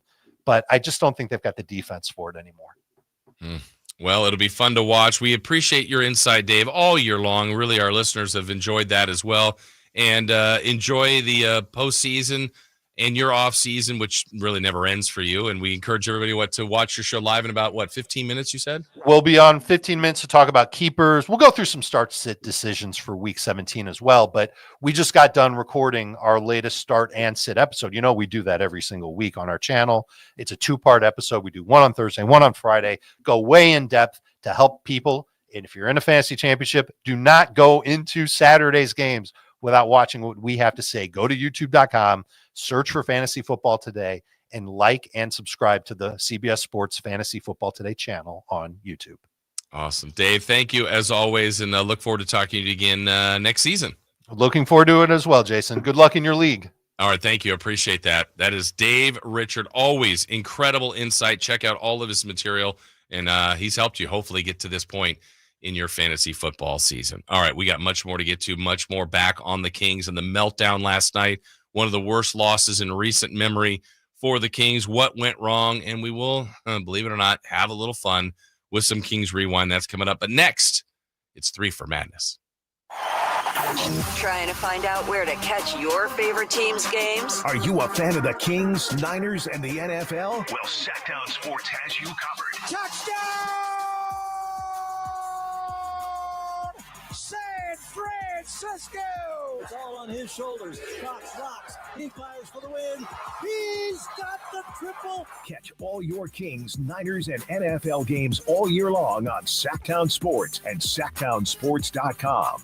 What's up? We're talking to Chad Hoblet of Hoblet Dodge Chrysler Jeep Ram in Woodland. What's happening, Chad, for the wrap-up the year sales event? Well, I can't believe we made this work. I had to double check to make sure it was legit. But right now you can lease a new 2024 Dodge Hornet RT plug-in for as low as $5 a month plus tax for 24 months with $49.95 due at signing. Oh, sorry, I must have misheard you. Did you say $5 a month? I know, it's crazy. But for less than the cost of a cup of coffee each month, you can be driving around a brand new Dodge Hornet. But this $5 a month deal can't last long. Yeah, I can see why. If you want a new car with a monthly payment half the price of a fast food meal, you better hurry to Hoblet Dodge in Woodland. Search, select, and save through their whole inventory at HobletDodge.com. Unbeatable prices, unbeatable selection. Nobody beats Hoblet, period. $5 for 24-month lease offer before tax and license. Must be California West Business Center resident. Rebates include $6,500 SFS hybrid electric federal tax credit, subject to change without notice, and $2,500 West BC lease cash. $49.95 due at signing. 10,000 miles per year with 30-cent fee per mile over. Tax and license extra. Fourth is net savings. Sample VIN A13914. See dealer for details. 3 questions, 3 answers. It's 3 for Madness on the Carmichael Dave Show with Jason Ross. Here's question 1. All right, still to come on the show. Again, thanks to Dave Richard for joining us. Brendan Nunez will join us at 8 o'clock, our Sacktown Sports Kings insider. Greg Papa coming up at 9. Also later this hour, our Jiffy Lube drive of the game and Kings Rewind all coming your way. But it is time. 3 for Madness, 3 questions, 3 answers. Christopher Laud, question number 1. If last night wasn't the worst Kings loss of the season, name the game that was worse. I don't think I have one. I think it's it. I think it's the benchmark. It's the reference point. And yes, it's recency bias, but I think it's the totality of the circumstances. The losing 4 in a row going into the game, the desperate need for a win, just kind of the mood of the fan base, the nature of the way they've been playing. And then the way they played. And they played well. They played well enough to win for bulk of the game. And then to give it all away with just a colossal meltdown. And we had someone texted earlier, maybe it was on the YouTube chat, said part of the problem with the loss was, if it makes sense, it was a fast loss. And I think the point was, I mean, look, you're up 3 with 10 seconds to go. It's tough to lose that game in regulation. And not only did it happen, like there's the 3, there's the free throw, there's no timeouts, inbound, 55-foot shot, miss. Wait, what happened? They lost? Yeah, it was a kick to the gut. It was that one. I mean, the other candidates would be, I think the Spurs home loss was bad. The Denver home loss to start this was really bad too. I mean, that was the final, a 10-point lead with 4 minutes to go, and Denver was perfect at the end. Now, the Kings had shot making going back and forth. That was actually a really well-played game. I would say the second Minnesota loss at home, which was in overtime, and Fox scored 60, and they had a 20-point comeback. I mean, that was an incredible game, and you lost, but you kind of left going, well, I saw something spectacular in De'Aaron Fox. This one was just, I think it's the totality of everything, of the losing streak, all of them at home, what was at stake, how it ended. And a lot of times, like, I could appreciate when other teams make plays, and Detroit did to an extent, but I don't want to give them credit for that. This was self-induced by the Kings. I hate to say it, but they did this to themselves. This was all avoidable. Detroit could have made some of those shots, and the Kings win by 4, 2, or 6, but they didn't have to make all of them, and the Kings set them up for that. So, yeah, I think last night was the worst. And yeah, it might be the most recent. It's tough to recreate the emotion of other losses now that it's removed. You can go, oh, that was really tough. That was really bad. Well, the farther and farther you get away from the games, the emotion part of it wears off. But this one's fresh. This one's raw. And this is the one. This was the gut punch. So that's it for me. All right, number 2. Question 2. Pat Riley says the Heat aren't trading Jimmy Butler. Do you believe him? A lot of times when, like, this is the vote of confidence for a coach or for a GM or for a player, we're not doing anything, and then boom, they go trading him. I believe him. I also believe when you can't always take people for their word, not saying that Pat Riley is lying or fibbing or saying, or, trying to keep things under wraps here. A couple things can be true. Maybe there was no plan to trade Jimmy Butler. Maybe that's the plan today. But if someone called and gave him a deal that they said, you know what, we didn't really want to trade Jimmy Butler, but that's a deal we couldn't turn down, then you trade Jimmy Butler. So I believe him in what he's saying publicly to the media, but I also believe that if Miami could get a deal that they like, they'll trade anybody. Anybody would trade anybody. If you get a deal you like, even if you have no plans of whoever you want to trade, like we always reference Victor Wembanyama, I'm sure the Spurs have 0% desire to trade Victor Wembanyama. I can't even come up with a trade that makes sense for them to do it. But if somebody did, and they said, we're going to give you just something you absolutely couldn't say no to, you trade him. But the facts would be, yeah, we don't want to trade Victor Wembanyama. We don't want to trade Jimmy Butler. I believe him. Until you're, I don't want to sell my house. If someone came up and said, I'll give you $10 million for it, I go, you're crazy. I'm selling my house. I have no desire. I don't want to sell it. I don't have desires to move. I don't want to look for another house. I don't want to do it. I like my house. I love my house. $10 million. Well, that's more than 10x the value. So yeah, I probably You got $1 million house? No, more than 10x. Oh, yeah, more than 10x. By the way, I'm winning the. Is it tonight the Powerball, Chris? Oh, I don't know. What is it? It's like $1 billion or something. Oh, I got to get my Powerball. I'm winning. I'll give it to you. If we aren't here on Monday, you know what happened. Oh, I'm here on Monday. I won't. To be passing out money. I think they tell you to my problem is I've read too many things about what to do. They're like, hire a team. And there's like, hire this lawyer, this person, this person, this person. I'm like, but keep it, anonymous. Good luck with that. Because I think the problem, you got to change your phone number. Likely if you can move your address or do a PO box. Like, again, I've read too much about it. So I plan on winning. Plan on being here, being not in disguise, but people won't know I won. You may know. So shh, keep it quiet. Keep it quiet. All right, question number 3. Question 3. The Kings have cleared rookie Devin Carter. What kind of expectations do you have for him? I actually have pretty good expectations for him, but I'm a little confused on how he'll be used. I've already expressed my confusion with the Kings rotation and depth and how it's been used. I've said it. I'll keep saying it. Play the top 8 players. And then, if you want to go a little deeper on foul trouble, on certain matchups, sure. But I think the best way to get out of this rut that they're in for the short term is to play your starting 5 that they start every night, with the exception of last night with Sabonis being out, and then play Herter, Ellis, and Lyles. That eight will give you your best chance. With the way the roster is constructed today, that 8 gives you your best chance, my opinion. So that's the group. Now, can Carter be in that 8 and make it 9? I guess. But more than likely, if Carter comes in and plays well, I feel like that'll be at the expense some of, obviously, Fox, Monk, Herter, DeRozan, probably Ellis, right? I mean, you got to take some of the minutes. It's another guard. I have less of an issue with drafting another guard than others do, but I see the issue. And, this team is already small. Last night, what was Detroit? Had 6 players. No, 10 players, 6'6" or bigger. The Kings don't have enough players that are very big. And so, my point is why I said I don't have as much of an issue with drafting another guard. If Carter ends up being better than the other guards or as good, that's okay. But we don't even know that. He hasn't played a second, and I don't expect him to be that way right away. That's unfair. But yeah, size has been a problem for this team, and it's not exclusive to this year. This has been a 3 or 4 year issue for the Sacramento Kings. All right, so there you go. 3 questions, 3 answers. When we return, more on the Sacramento Kings with a little wink, levity, I guess. Kings Rewind, and we will also jump into that question that a lot of you are asking.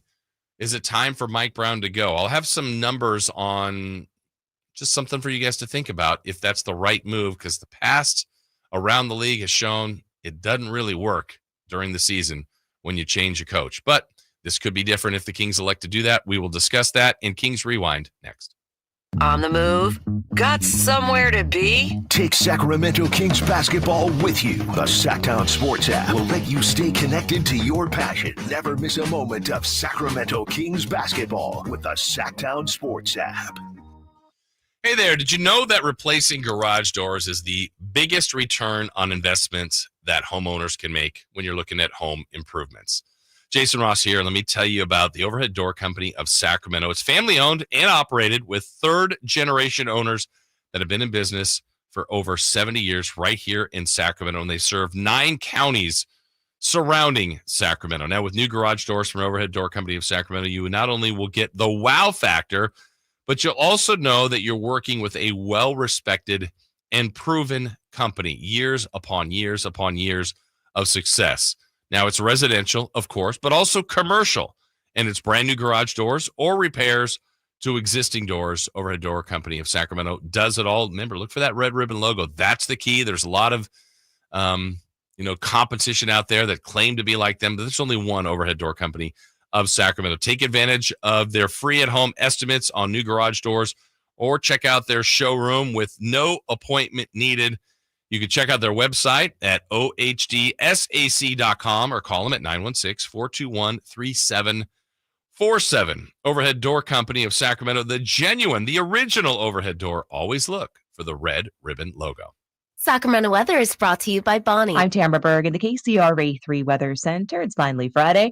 Out the doorway, wet and windy beginning to the day. These showers will be decreasing, though, after daybreak, and the wind's going to start to ease as well beyond about 9 o'clock this morning. Rest of the day, a chance of a few isolated showers with highs in the upper 50s. Get the latest forecast on the KCRA 3 News and the KCRA 3 app. When it's cold and rainy outside, Bonnie is leading the way home. Right now, stay warm and cozy with a full furnace tune-up, just $59. Plumbing, sewer, electrical, heating, and air. Schedule an appointment today at Bonnie.com. Seasons change, but if you hope to stay healthy, your body needs to stay active year-round, whether that's in the gym or on the trail or at work, and that's where the Good Feet store can help. Good Feet's personalized arch support system supports all 4 arches, relieving pain in your feet, knees, hips, and back. And Good Feet arch supports are HSA and FSA eligible. Visit goodfeet.com for an appointment or stop in for a free fitting. The Good Feet store in Sacramento, Roseville, Vacaville, and in Reno on South Virginia Street.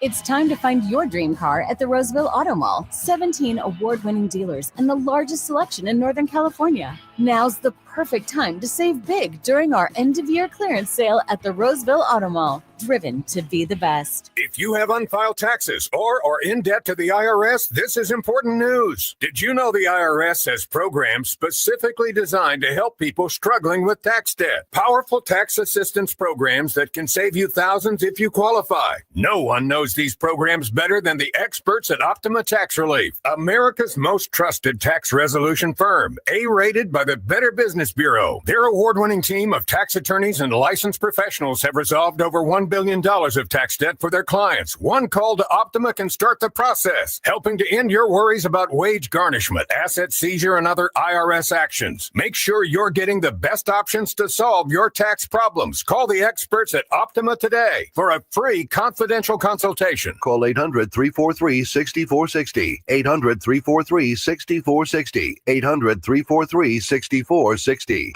Optima Tax Relief. Some restrictions apply. For complete details, please visit OptimaTaxRelief.com. The year-end sell-a-thon is on at Folsom Lake Ford. Get massive last-chance discounts on your favorite new Fords. Zero-down deals and low finance rates on approval of credit. Shop Folsom Lake Ford in the Folsom Auto Mall and tell them DC sent you. FolsomLakeFord.com.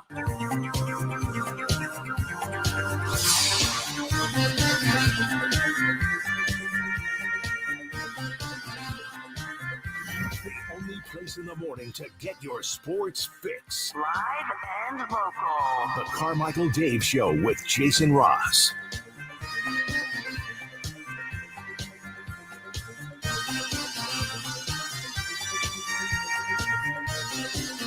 I don't know why that would tickle me. Mark says Kings need to get Gene Hackman.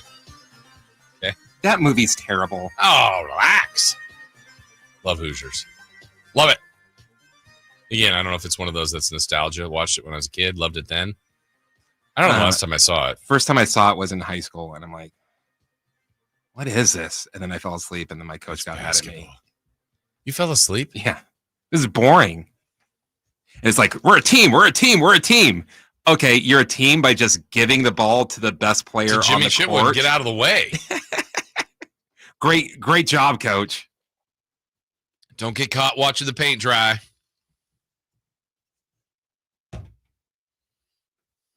Maybe we'll do a rewind on Hoosiers. Hey, how about we have a drunk coach of the team for a bit, kids? Yeah. See the defense they ran out of there? All right, we will talk about more about the Kings here, obviously, with Rewind. That's coming your way in a second. Want to remind everybody at 8 o'clock, Sacktown Sports Kings insider Brendan Nunes. He's got a busy day today. He's going to join us at 8, and then he's going to be back in later for the end of the show for a little Friday Fun and Games. And then he's hosting for Alan Stiles. Hi, Pappy. Yeah. So that's all coming your way. But we've had the last couple of rewinds have been recorded. Is this one going to be recorded or live? I think we're going live. We'll do it live? Let's do it live. All right, it's time for a little Kings Rewind.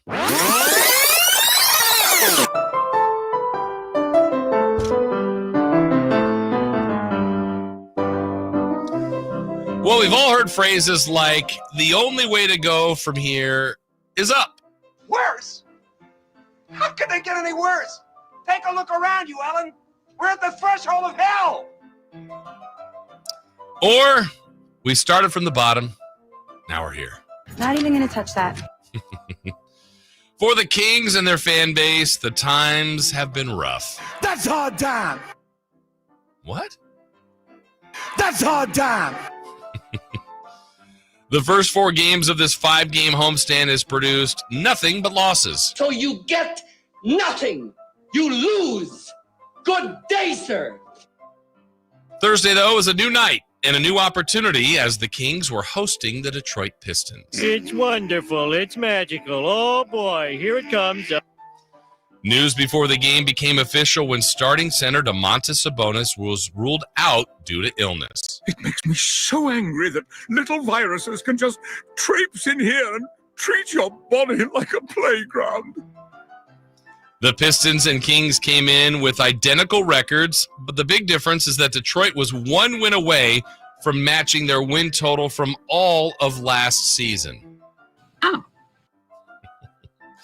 Sacramento knew that someone else would have to elevate their game with Sabonis unavailable, and that player was Trey Lyles. He was an unlikely rebel, and to me, he's our greatest Canadian. Nice. It was Trey all day. All day. All day. AD all day. Trey all day. In the second quarter, Lyles would go on his own personal 13-0 run and help build the Kings' lead to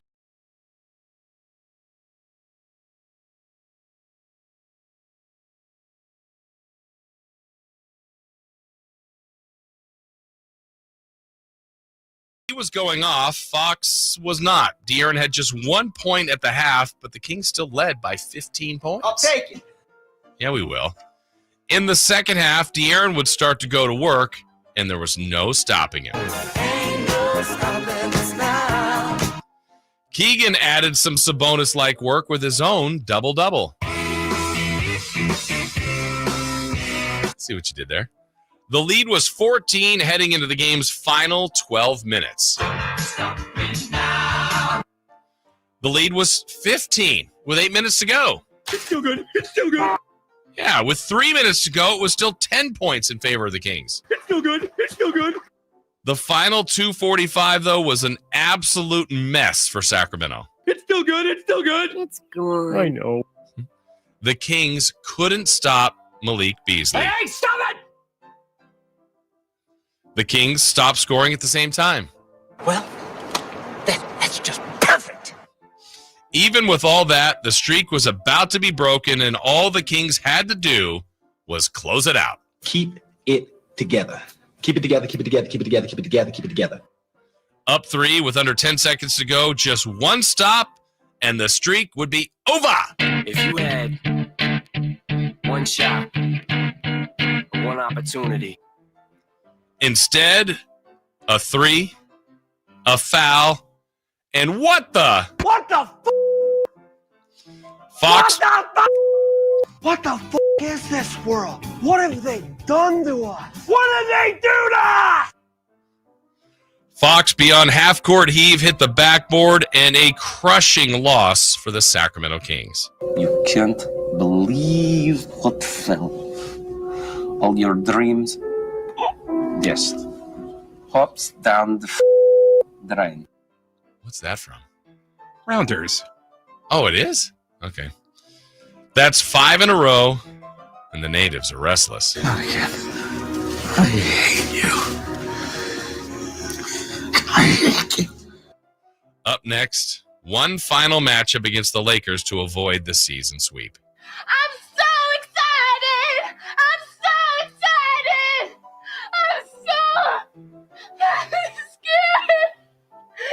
Jesse. There you go. If you missed the game, that's pretty much how it went. I mean, think that's exactly how it went. It was. It was in the bag. They had it.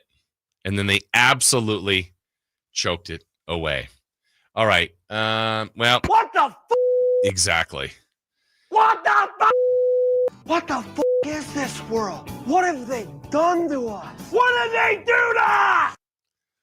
So when we come back, this segment went a little longer than I thought, so I will get into, for those of you that want your pound of flesh, a lot of times that's the coach. Does it work? An in-season change at coach.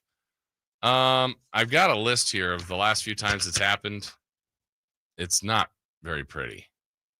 It's not very pretty at all, but maybe there's a case to be made for it. We'll tell you how that's gone and kind of what is next for the Sacramento Kings. More on what went absolutely wrong last night as well. And when we return, we'll have some post-game audio reaction and your chance at 916-339-1140 or 1-800-920-1140 to identify our Jiffy Lube drive of the game. First person to correctly do that will win a $100 gift card courtesy of our friends from Jiffy Lube. We do all that and more next on Sacktown Sports. You never know what you might hear when listening to a Sacramento Kings game. Out of Keegan, going for another triple.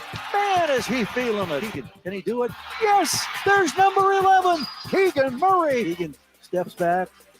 He just knocked down his 12th three-pointer, a Kings franchise record. He's got 45 points. Never miss a moment of Sacramento Kings basketball with Sacktown Sports and the Sacktown Sports app. At Elk Grove Honda, our recipe for happy holidays is to think happy Honda days. Let's explain. Happy is a good thing. We all like happy. Honda stands for quality, reliability, comfort, design, peace of mind, value at resale, and a lot more feel-good words. Days is how long you have left to take advantage of Elk Grove Honda's year-end clearance underway right now. Elk Grove Honda is located in the Elk Grove Auto Mall, Highway 99 at Elk Grove Boulevard, or visit us at elkgrovehonda.com. I gotta get an Elk Grove Honda. Hey, it's Carmichael Dave for American Energy Heating and Air with a question. Have you recently had a technician diagnose your HVAC system and you were a bit surprised at how much it cost? Or did something seem off about their quote? Because at American Energy, they take pride in giving you honest, straightforward solutions to get that system up and running. Have their qualified technicians come out and give you a free second opinion. It's free. You got nothing to lose but some dollars off of that original quote. They're making the uncomfortable comfortable. They've been doing it since 1981, serving the greater Sacramento area. A+ with the Better Business Bureau. That's why they keep having customers coming back for more and more and more. You can call them and set that appointment at 916-520-9990. That's 916-520-9990 or AmericanEnergyAir.com.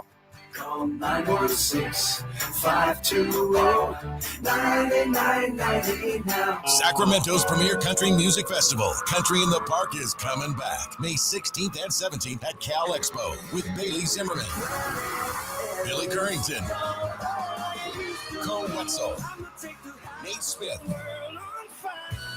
and more. You'll enjoy food trucks, rock walls, and a mechanical bull, line dancing, and more. Single-day GA tickets start at $52 at CITPFest.com. It's Country in the Park, May 16th and 17th with Good Guys Heating and Cooling. Find out more at CITPFest.com.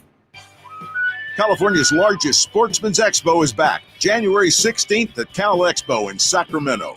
Just once a year, NorCal's largest gathering for anglers, hunters, boaters, RVers, and off-roading enthusiasts. Buy the latest gear, discover the best destinations, and check out the all-new, fully redesigned Toyota Land Cruiser.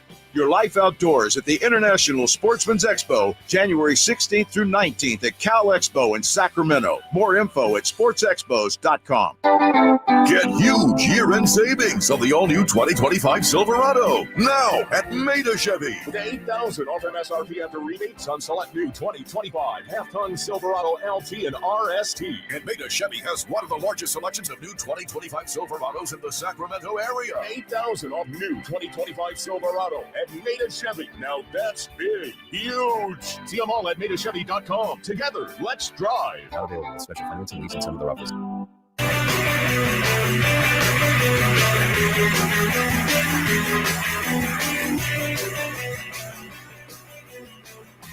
Carmichael Dave. He just has very good sources and he just kind of tells it as it is and gets to the point. Jason Ross. He has a lot of pretty smart things to say. He's good at what he does. On Sacktown Sports.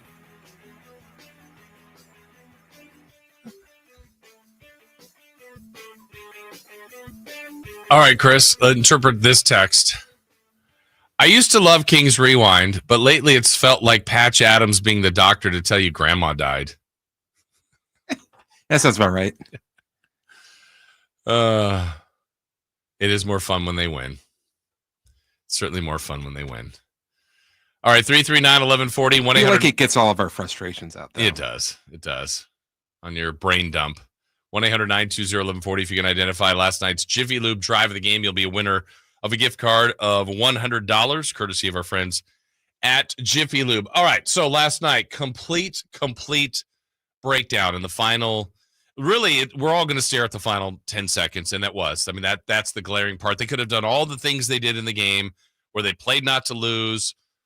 There were so many things that I had issue with in that fourth quarter. There was a stretch in the fourth quarter, really on both sides. I was surprised by two different things each coach did. One, there was a moment in the fourth quarter where Mike Brown had both De'Aaron Fox and Malik Monk off the floor. Now, he still had DeRozan on the floor, but I'm talking about your true offensive playmakers. Monk or Fox, one of them had to be on the floor, and you don't play McLaughlin now, so I didn't feel like they had a real true point. Sabonis can kind of play that role, but he wasn't available. So I thought that was a mistake for the Kings. It wasn't a terribly long stretch, but I thought that was a mistake. The other one that I actually thought, what is Bickerstaff doing? The Pistons were starting to come back a little bit, and I don't know if Cade Cunningham just got gassed, but he took him out for about a 2-minute stretch. And I want to say when he brought him back in, I made this note because I keep running stats during the game.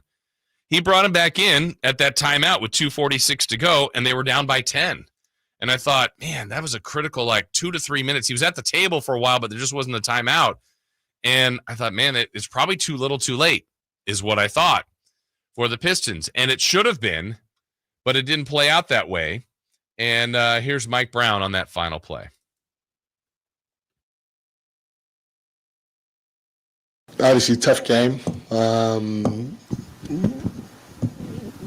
Jaden shouldn't have had an opportunity to even shoot a three because we told our guys, first of all, if somebody catches and their back's to the basket, foul them. And they dribbled for 8 seconds and we didn't foul them. So that's the first thing. But the second thing is, if you're up three, you got to guard your man at the 3-point line. And there should be no closeout opportunity. No closeout opportunity. We told them that they know the only thing that can hurt us is a three. And, I need to go back and watch the film to see exactly where Fox was, but there was no reason for there to be a hard closeout. We were okay with them scoring a 2 at the rim, so you should not be in position to help at all. You should be hugged up to your man at the 3-point line. Everybody should. Coach isn't wrong. I believe he has no reason to lie. I believe he told his players that. This comes down to execution by the players too.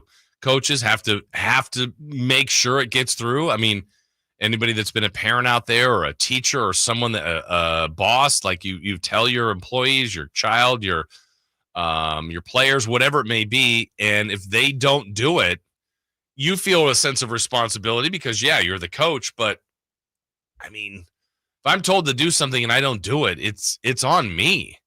And, I didn't love De'Aaron after the game as well. Here was De'Aaron's response when asked about it.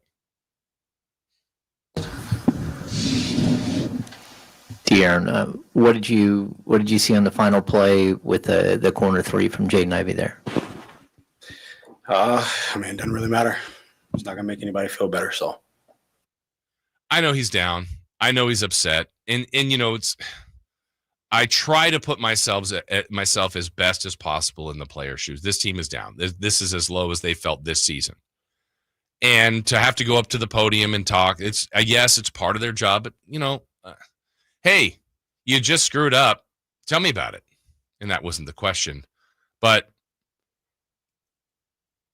I'm going to speak for me personally. What I would have liked to have heard. This is me. Doesn't mean it doesn't change the outcome of the game. But I would have liked to have heard De'Aaron say, that's on me, guys. I left my man. I tried to recover. I made a mistake. I apologize to the team. And I'll do my best to never make that happen again. Mistakes happen. It just feels like he didn't want to own it. And again, that's not the exclusive reason as to why they lost. But even with the game's entirety of the mistakes, sometimes it can come down to the final play. And if he doesn't foul him, maybe he doesn't make the three. Maybe he does. But you're tied. You got a chance to go to overtime. Still maybe have a chance to get the ball off the floor. But this was added on to the list of mistakes the team had. Not having a timeout. Not getting the right personnel in on the free throws. I mentioned earlier, walking the ball up, playing not to lose, not attacking the game. I believe their last assist was something with like 8 minutes to go, more ISO ball, allowing the amount of threes that Beasley hit to even get them back in the game. We mentioned that that Denver loss when they were up 10 with 4 minutes to go. Denver went 7 for 7 to close the game. 7 for 7. They were perfect. Well, the Kings allowed that to happen. Now, Denver made shots, but they allowed that to happen. Yesterday, the final 2:45, down 10, Detroit went 6 of 7. 4 of them were three-pointers, and one was a 4-point play. They scored 17 points in the last 2:45. They were on pace, if they did that for a quarter, to score 68. That doesn't happen. That can't happen. It did happen. And for those that say, look, there's opinions out there and everybody can have them. You're all fine to have them. I mean, you can. I made some notes because I knew it would be coming. Like people, like the first thing to do, like you don't fire your players. Could you fire the GM? Sure. Could you fire the coach? Sure. You can. It can be done. It has been done. And if the Kings did it, wouldn't be, exclusive to them. I'm going to go back to the conversation we had yesterday with Sam Amick. He said at this point, he's not heard of any smoke, anything to that. I have not either. Doesn't mean that it can't happen today, tomorrow, or in the future. But if in just the Sacramento Kings history, now granted, this hasn't been the most successful franchise in 40 years, but they've done this before. And when you do it, you want a change, right? The reason you make a coaching change is you look for different results. Well, it happened in the Luke Walton season when he was 6-11. Alvin Gentry came in and went 24-41. It happened with Michael Malone at 11-13. They went to Ty Corbin, who was 7-21. They did it again in the same season. George Karl went 11-19. They did it with Paul Westphal, who started 2-5. Keith Smart went 20-39. They did it with Reggie Theus at 6-18. Kenny Natt went 11-47. They did it with Gary St. Jean, who was 28-39. Eddie Jordan, probably the best win-loss percentage, went 6-9. Dick Motta was 7-18. Rex Hughes then went 22-35. Jerry Reynolds was 7-21. Dick Motta then went 16-38. Bill Russell was 17-41. Jerry Reynolds then went 7-17. And one of the early years, Phil Johnson was 14-32. Jerry Reynolds went 15-21. They've done it a lot without any kind of success. Let's remove ourselves from the Kings. Last year, Adrian Griffin and the Bucks, 30-13 when they fired him. Doc Rivers went 17-19. Steve Nash was 2-5. The Nets then went to Jacques Vaughn. He did well, 42-32. The very next year, Jacques Vaughn was 21-33. They booted him. Kevin Ollie went 11-17. Probably the best example would be the 2020 Atlanta Hawks. Lloyd Pierce was 14-20. Nate McMillan went 27-11. The team made the Eastern Conference Finals. 2 years later, Nate McMillan at 29-30 got fired, and Quinn Snyder went 11-12. These are the most recent examples I can find. I think if they made a coaching move, again, I'm not saying it can't be done and shouldn't be done. Here's my general thought of what would happen. Whatever new coach came in might like a player differently. Let's just say I'm going to use Colby Jones as an example and use Jay Triano as the fill-in. Maybe he likes Colby Jones more.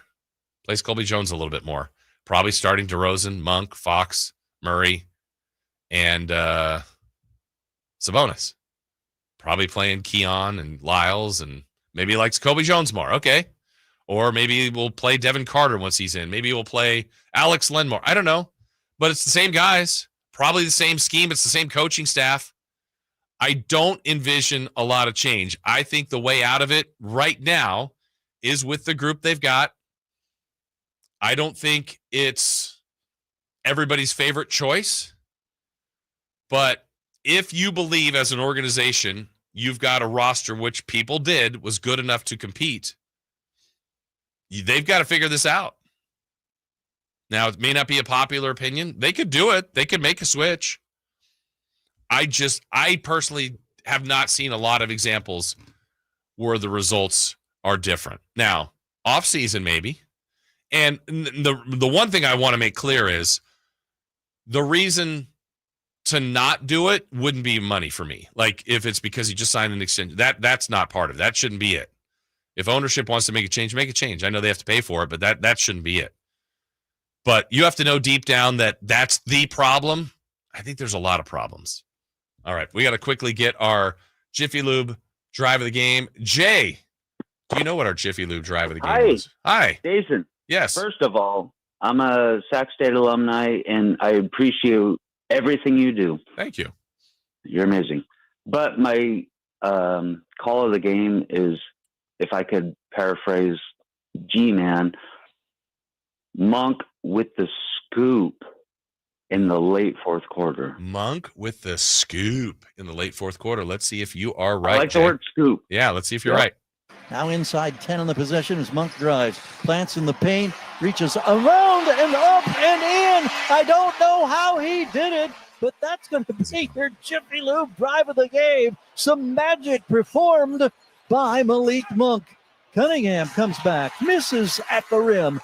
Len with the rebound. Kings lead 102-93. Be listening to the Carmichael Dave Show with Jason Ross tomorrow morning, 7:45. Your chance to win a $100 Jiffy Lube certificate, courtesy of all the Jiffy Lube locations in the greater Sacramento area. And there you go, Jay. Congrats. You were listening carefully. You've won a Jiffy Lube gift card for $100. Thank you. Hang tight and appreciate your kind words. I appreciate you. Thank you, Jay. All right, Jay with the scoop from Malik Monk. You have won $100 courtesy of Jiffy Lube. All right, break time for us. When we come back, we'll organize a lot of this with Brendan Nunez, our Sacktown Sports Kings insider. He joins us next. The only place you'll find De'Aaron Fox is Sacktown Sports. Spins away from the defender, in the paint, soft floater. That's a great play by De'Aaron Fox. Hey, Sacramento, it's De'Aaron Fox, and you're listening to the home of the Sacramento Kings, Sacktown Sports. Your local sports leader. Do you have an invention idea but don't know what to do next? Call InventHelp now for free information on how to get started today. InventHelp provides invention services that help everyday inventors get started with their idea. We have representatives nationwide who will explain the InventHelp process step by step. Over 10,000 patents have been secured through InventHelp's patent referral services.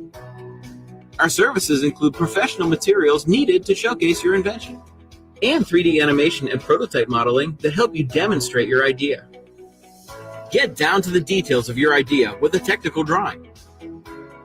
The InventHelp Data Bank includes thousands of companies who have agreed to review new ideas. We've been helping inventors since 1984. Let's help you next. Take advantage of the opportunity to get started today.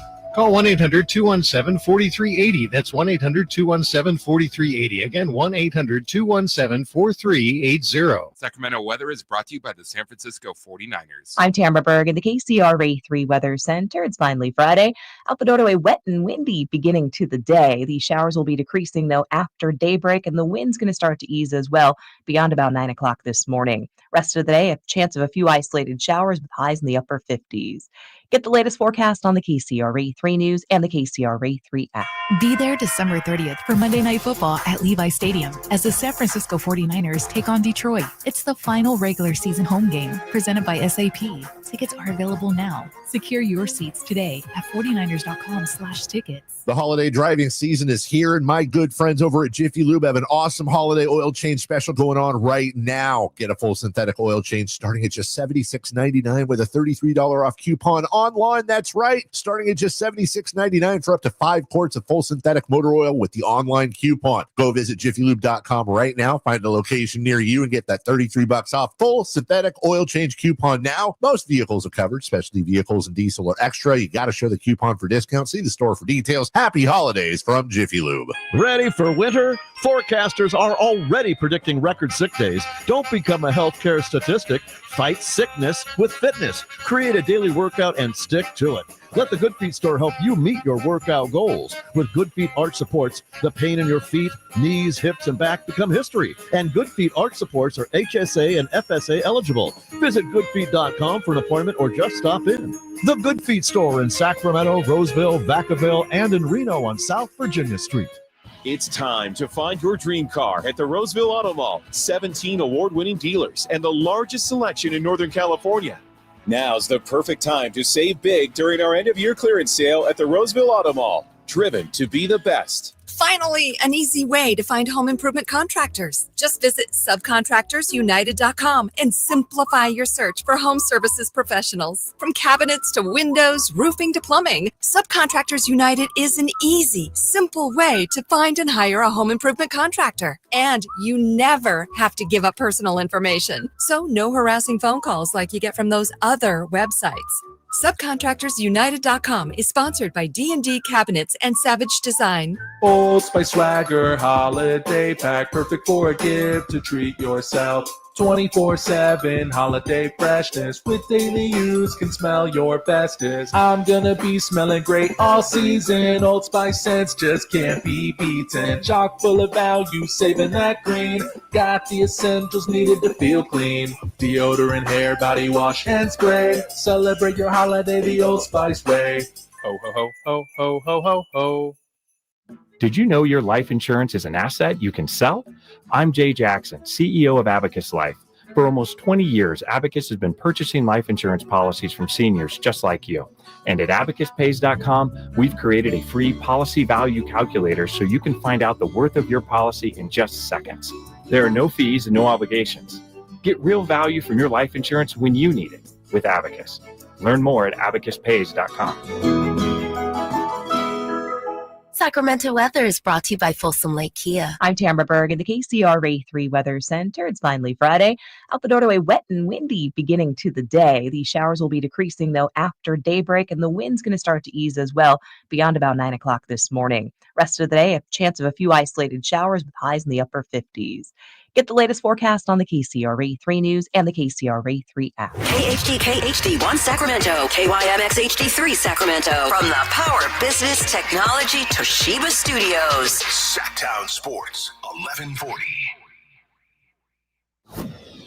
The Carmichael Dave Show. He's on the microphone when he's not on the microphone. He's playing a song, and when he's not playing a song, he's on the microphone. And then boom. With Jason Ross. No, he didn't. Yes, he did. Call or text at 916-339-1140. It's the Carmichael Dave Show with Jason Ross on Sacktown Sports. Adjusting, tucking in his jersey here. Scott Foster admonishing Keegan Murray to give him the allotted space. Ball is handed down to Cunningham, and here we go. Ball game on the line. Kings up 3. Inbounds pass goes to Hardaway Jr. He's crowded by Keon Ellis. Gives it back to Beasley. He stops. He can't get the shot. Drops it off in the corner. 3 on the way. It's good by Ivy, and he was fouled. Oh, my goodness. This is unbelievable. We saw it. It happened. It is unbelievable, and the losing streak continues. Check another box, another home loss, another close loss, and a total meltdown by the Sacramento Kings. To help us try to sort it all out, I guess, if you can. Brendan Nunez, Sacktown Sports Kings Insider. Brendan, you were there. I kind of didn't believe what I saw. How about you with the close of that game? Yeah, same thing. You know, I couldn't help but really laugh at the end. I guess it's kind of my go-to when things are that level of crazy or just new and absurd way to manage to lose a basketball game, you know, but it somehow, I don't know, with about 5-6 minutes left in that game, I feel like you could sort of feel it coming that it was going to be a close game, and they had a chance to potentially blow what was once that 19-point lead. I think it was 14 going into the fourth quarter, and did it in about the ugliest way possible. Yeah, I was saying this earlier in the show. We should point out, by the way, Brendan will be in a little bit later for Crosstalk in the last segment of Friday Fun and Games, and then you're filling in today, so you got a big day today filling in for Alan Stiles. But I was saying this, Brendan, that the way it was going, I was really happy with the way the Kings played, and I thought, man, this is too bad because they're going to win, but it might be like a 4-point win, and it won't look as good, but at this point, it doesn't matter. This team just needs a win, and it just kept getting closer and closer, and I still cannot believe the way it finished, and I think a lot of what I've seen on reaction from people, what they're bothered by a lot, is kind of some of the post-game reaction, excuse me. And I know you were in there for Mike Brown and De'Aaron Fox. That was as short as I've ever heard De'Aaron with any kind of post-game reaction. Yeah, I will say I feel like there's been times in the past I remember a comment from, I don't know, it's got to be 4 years ago, definitely prior to being team, where he said something along the lines of like, what does it matter? It's not like we're in the playoffs anyways. I don't think it's representative of him not caring. I think that he's a player that definitely does. I think that he's more so, it doesn't matter what I tell you guys. Mm-hmm. And we don't know if there was a sense of accountability that he held to his teammates behind closed doors. I would be surprised if Mike Brown didn't express his message in that way to De'Aaron right before that moment.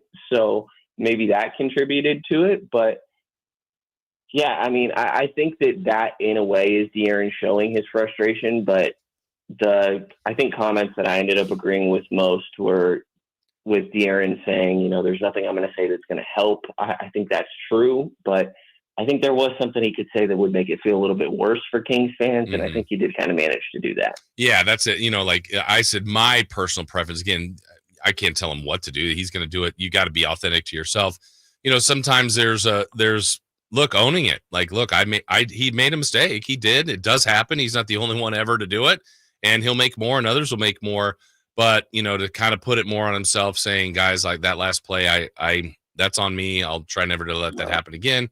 That's something I would have liked of her. But again, I'm not going to, you know, take that with me and put that as any long-term fault on Fox. But I found it interesting too, Brendan, that, you know, Mike Brown, I feel like has either praised or called out De'Aaron a little bit more lately, like asking for more in leadership, in performance. And last night, he didn't really hide from it, basically saying he just wanted to see it again, why De'Aaron wasn't on his man at that point.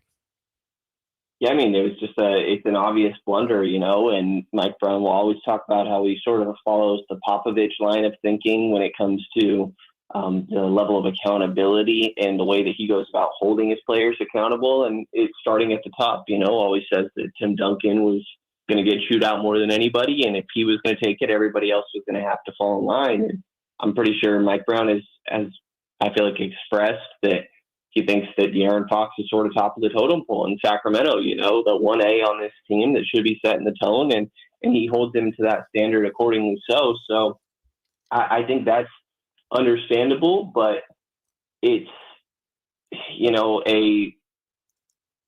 also does a little bit feel like a response to maybe some of the recent comments that came out in the Athletic article, or when he was on the Draymond Green show of, you know, is it the chicken or the egg here? Like, the team needs to have better surrounding talent for you, but also if you were a little bit better, De'Aaron, that this would also be a different situation. And I feel like both can be true.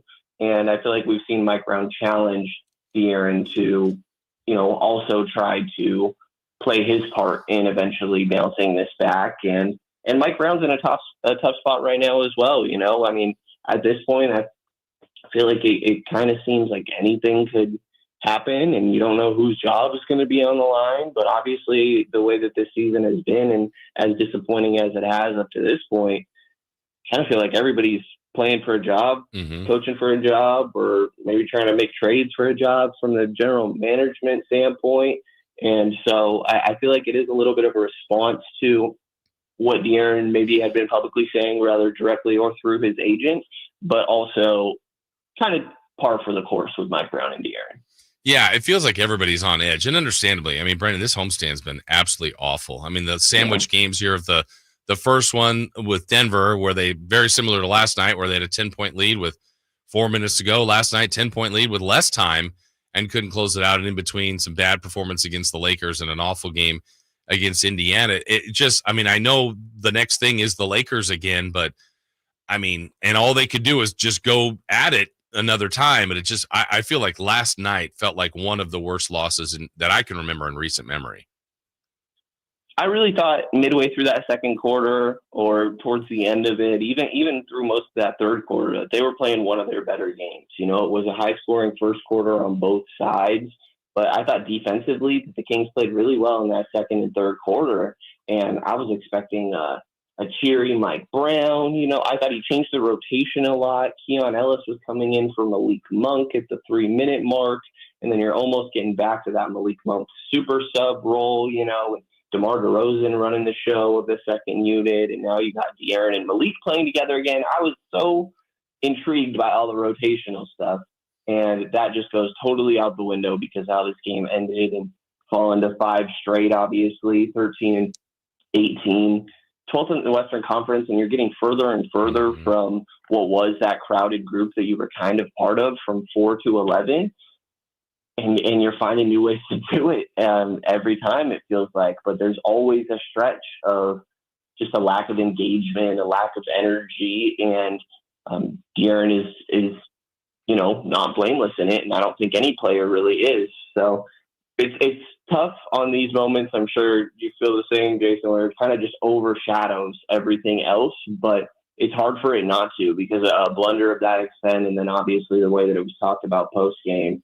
I mean, yeah, it's going to steal the show. Yeah, for sure. And I think, you know, for this team to be going through this right now, I'm with you, Brendan, because I think even while this has kind of been in this rut they've been in, I thought the one silver lining was that they were kind of still close enough with the pack.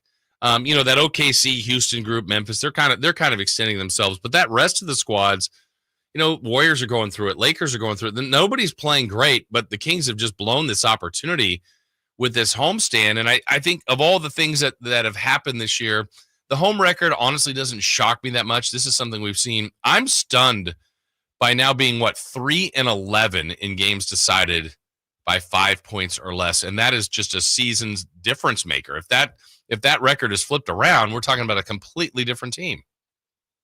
Yeah, and I think it's getting to 50-50 balls. It's defensive, just defensive mishaps, or a lot of times Mike Brown will point to, you know, we let a guy get too comfortable earlier in the game, and then he's feeling good for the clutch moments. I think we saw that with D'Angelo Russell recently, or Jamal Murray had a big game against Denver after he had a pretty slow most of his season. But you know, the offensive execution, I thought, has actually felt fine for the most part. There's the Denver game, DeMar just kind of drops the ball, and there's instances like that are just unfortunate and going to happen throughout a season. But last night, De'Aaron hit a pretty big clutch shot to take them up 3, and then obviously what ended up happening afterwards. But it's so many of these moments where, especially as you mentioned, having 2 of the most clutch guys in the league, you expect it to look so much differently, but it's a lack of execution defensively, chasing after 50-50 balls, limiting offensive rebounds late in the clutch, and just staying fully engaged. I mean, unfortunately, the fouling a 3-point shooter and giving them a 4-point play when you're up 3 is kind of representative, I feel like, of what's been their issues in the clutch. It's attention to detail and just not shooting yourself in the foot, really. Yeah, yesterday, Brendan, we talked to Sam, and Sam, you know, I kind of asked about the hot seat for a guy like Mike Brown, a guy like Monty McNair, and you know, he said, you know, usually you get a little bit of rumbling somewhere, some smoke, and hearing about potential replacements. And, you know, according to Sam's intel, like he didn't really feel like much was very warm at all, based on even with the results. Now, the Pacer game paired with this one certainly isn't a good look for the team. And if it keeps going down this road, I kind of agree with you that, look, all things could be in play. But I think for now, this is kind of the squad they got, and they're going to go at it until they make it any kind of change.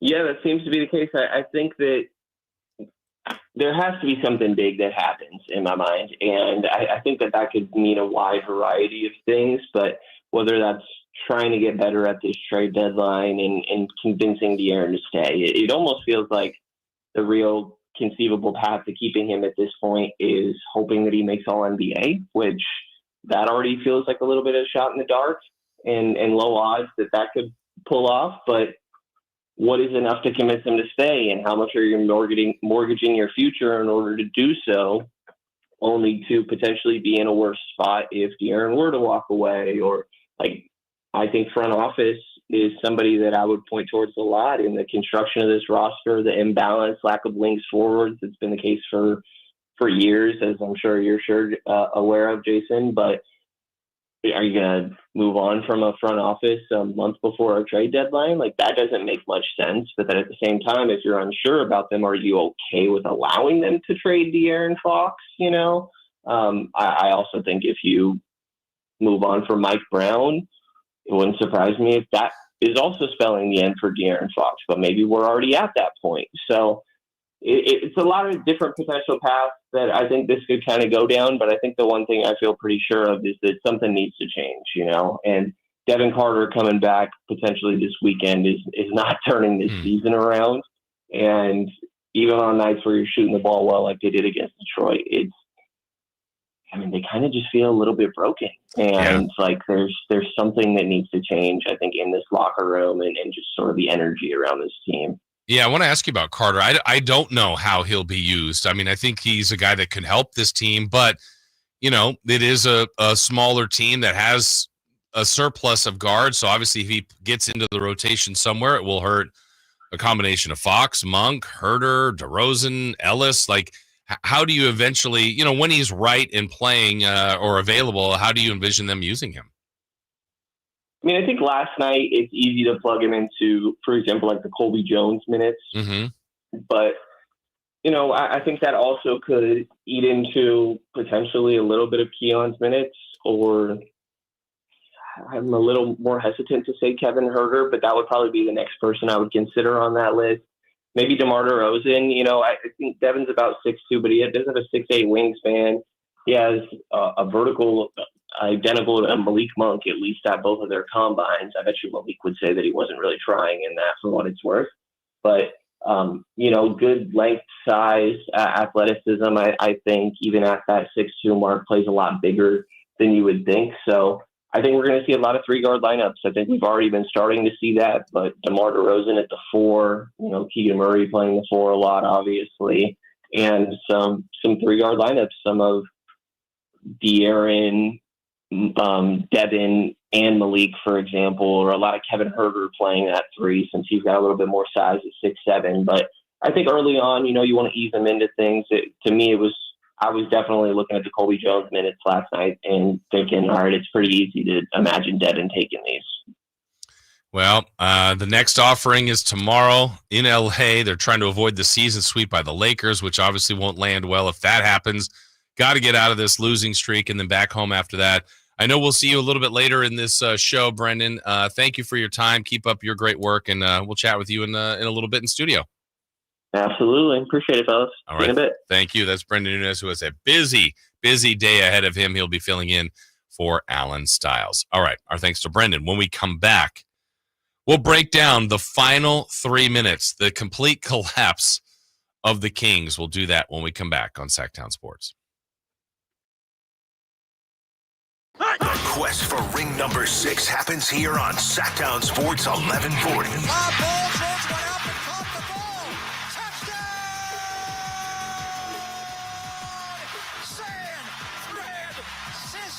Listen on Sacktown Sports for all the 49ers action. Jennings went up and took it away. What a catch by JJ. He scored 3 touchdowns today. Quest for 6 lives here on your local sports leader, Sacktown Sports 1140. Lowe's knows how to help you save time and money, no matter the job. That's why we can deliver supplies to your job site as soon as same day, so you have more time to get the job done. Because when you need it fast, we've got you covered. Lowe's knows pros. Valid on eligible in-stock orders and select zip codes placed by 2 p.m. for same-day delivery by 8 p.m. Subject to driver availability. Fees vary based on purchase. More terms apply. See Lowe's.com/same-day delivery for details. Were you uninvited to game night? Do you play board games with the ferocious intensity of an iron-fisted oligarch? Have friends left game night asking, how do you sleep at night? Then you should get a mattress from Mattress Firm. They can help anyone sleep. Right now, during Mattress Firm's semi-annual sale and clearance, save up to $500 on Tempur-Pedic, plus get a $300 instant gift. Get matched at Mattress Firm. Sleep at night. Restrictions apply. See store or website for details.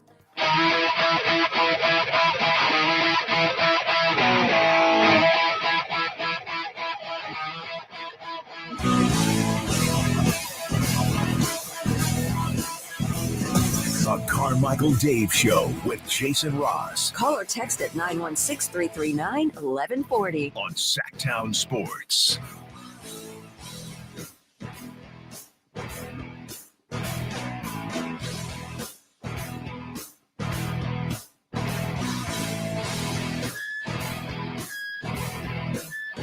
All right, our thanks again to Brendan Nunez for joining us, Sacktown Sports Kings Insider.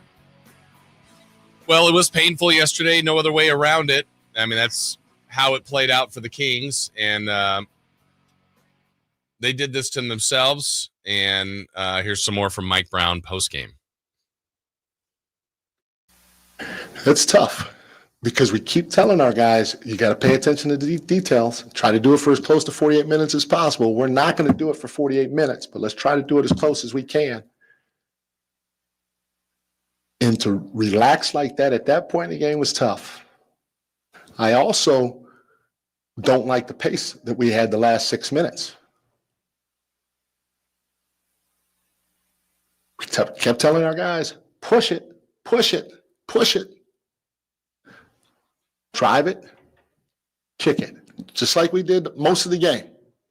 Drive it, kick it. And we come to a complete stop with about 6 minutes to go. 3 minutes ago, we're rolling the ball and walking it. Going against a set defense every time. Somehow, some way, we got to pay attention to details for a little longer, especially down the stretch of the game. And we got to keep our pace up. There's Mike Brown post-game. Frustrated. That's one of my biggest problems with fire Brown, get a new coach. Mm-hmm.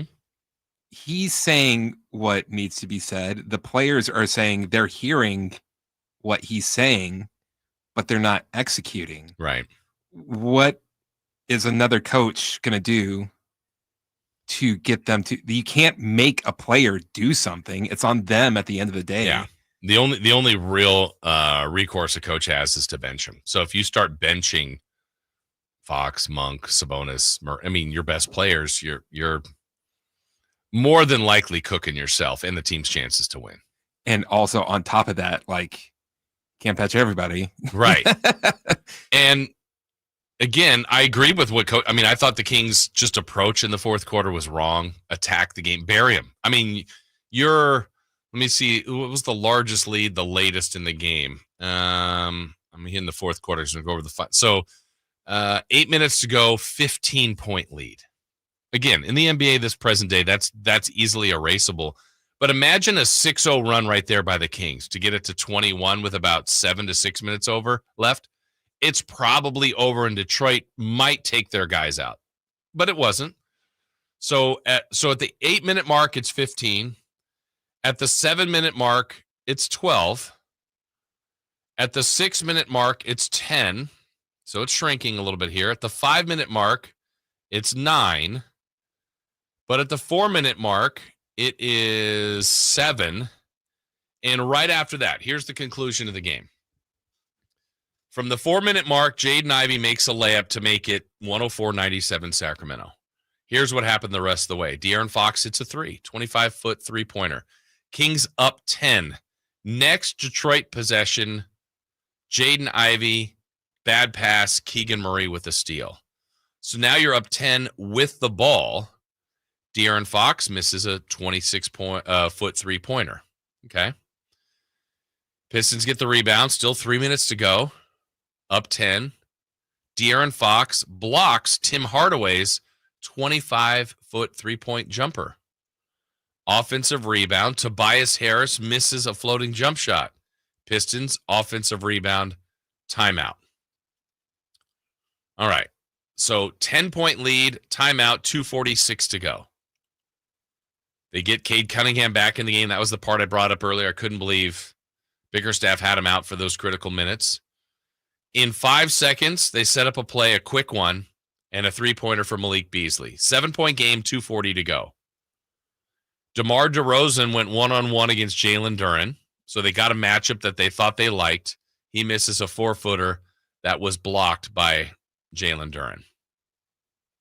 Cade Cunningham, with 2 minutes to go, makes what they're calling a 4-foot 2-point shot. So now it's a 5-point game. All right, now De'Aaron Fox tries to get in the lane, but has used about 22, almost 24 of the seconds. Misses a 13-foot pull-up jumper that was blocked by Jaden Ivey. Pistons rebound. Beasley, another three with 1:28. So all of a sudden with 1:28 to go. So in a matter of about a minute, what is that? A minute 20, the Pistons had cut a deficit from 10 to 2. Now, on the other side, Kings get a hoop by DeMar DeRozan. All right, back up 4. Good news.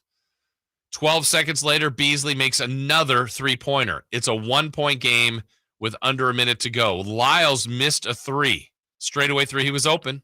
Missed it. Pistons get the rebound. Cade Cunningham, the only miss the Pistons had in their final 7 shot attempts with 37 seconds to go. Fox got the rebound. And Fox made that 14-foot pull-up jumper with 19 seconds to go, put him up 3. Pistons timeout. You're feeling pretty good here. After that, the Kings gave up. I thought they defended the three-point line really well. And in 4 seconds, gave up a driving layup to Jaden Ivey. 14 seconds to go. Kings up 1. Inbounded the ball, foul to give. They fouled. Then they inbound the ball again. Kevin Huerter fouled with 10.1 to go. I was admittedly nervous about Huerter going to the line. Hadn't been to the line yet. Made both. And there's your 3-point lead. And basically all you have to do is defend the 3-point line. Me personally, I would have fouled early. I know Mike Brown in his comment earlier said they dribbled for 8 seconds. Well, factually not true, but I get his point. They had the ball long enough to foul, and instead this is what happened. Cunningham calmly adjusting, tucking in his jersey here. Scott Foster admonishing Keegan Murray to give him the allotted space. Ball is handed down to Cunningham, and here we go. Ball game on the line. Kings up 3. Inbounds pass goes to Hardaway Jr. He's crowded by Keon Ellis. Gives it back to Beasley. He stops. He can't get the shot. Drops it off in the corner. 3 on the way. It's good by Ivey, and he was fouled. Oh, my goodness. This is unbelievable. So the ball about to be surrendered, and it is now to Ivey. So here it is, 3.1 to go. Detroit has come all the way back, looking for the lead. And they have it on the free throw from Ivey. 3.1 seconds for the Kings to respond. Now trailing, 114-113. Fox with the inbound to Lyles. Back to Fox. Here's a 55-foot heave that's off target as the horn sounds. And the Sacramento Kings, for the first time in nearly 3 years, have lost 5 consecutive games. And once again, it's a failure at crunch time. A loss that puts the Kings at 3-11 in games decided by 5 points or less. They puts them at 2-6 in games decided by 3 points or less. And the Detroit Pistons have now crawled to within 3 of 500, winning the 4th game in the last 5. This one at the expense of the Kings. Yeah, and Detroit's win was their 14th, which matched their win total of all of last year. Yeah, it all said there in that final sequence. So just a brutal, brutal finish for the Kings, who now have lost 5 in a row. All right, more to come on the Kings. We'll recap what we did on our 3 in the Key. We'll also have some predictions for the Kings and Lakers on tomorrow night. But when we return, 4 down territory. That is next on Sacktown Sports. On the move? Got somewhere to be? Take Sacramento Kings basketball with you. The Sacktown Sports app will let you stay connected to your passion. Never miss a moment of Sacramento Kings basketball with the Sacktown Sports app. Sacramento weather is brought to you by Bonnie. I'm Tamara Berg in the KCRA 3 Weather Center. It's finally Friday. Out the door wet and windy beginning to the day. These showers will be decreasing, though, after daybreak, and the wind's going to start to ease as well beyond about 9 o'clock this morning. Rest of the day, a chance of a few isolated showers with highs in the upper 50s. Get the latest forecast on the KCRA 3 News and the KCRA 3 app. Bonnie is leading the way home. Right now, stay warm and cozy with a full furnace tune-up, just $59. Plumbing, sewer, electrical, heating, and air. Schedule an appointment today at Bonnie.com.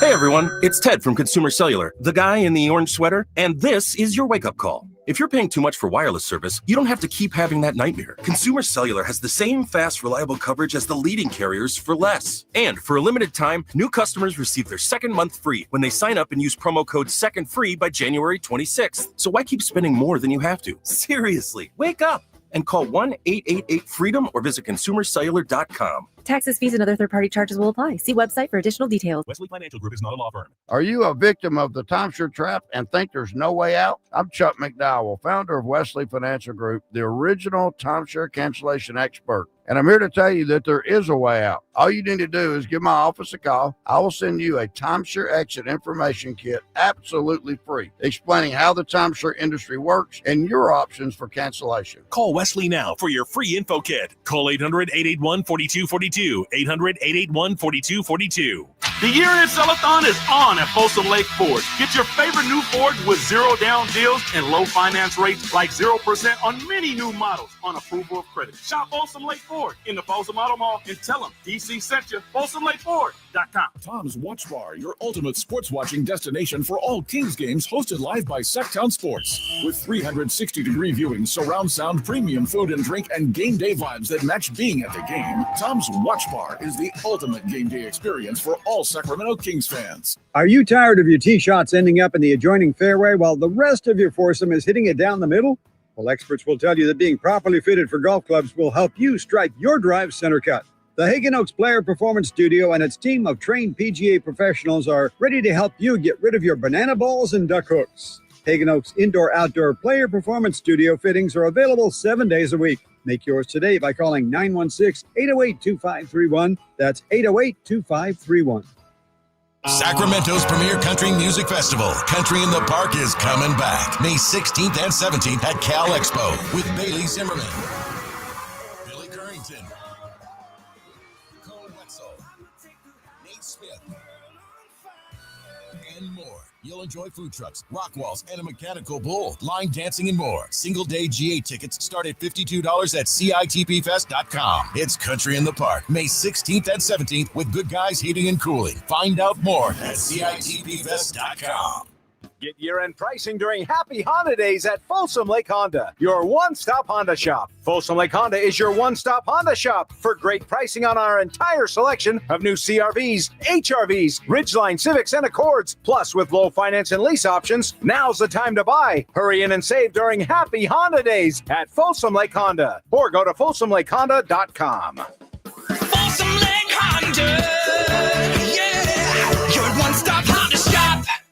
Hey, it's Carmichael Dave coming to you from my good friends at American Energy. Look, it's already cold outside. It's only going to get colder. American Energy wants to help you stay warm and make sure your system is operating safely. So right now is the time to take advantage of the $49 tune-up inspection. Normally $119, $49 right now, and that includes a full safety and duct inspection. And check it out. If your system's over 10 years old, and I'll bet it is, the tune-up, yeah, it's free. It's free from a company that's been in business since 1981, serving the greater Sacramento area. A+ Better Business Bureau. Check their Yelp, check their Google reviews. Don't take my word for it. Give them a call right now. $50 off your first recommended repair. If you need a new furnace, half off the price of a new unit. Check them out at theaeway.com and tell them Carmichael Dave sent you. Call 916-520-9990 now.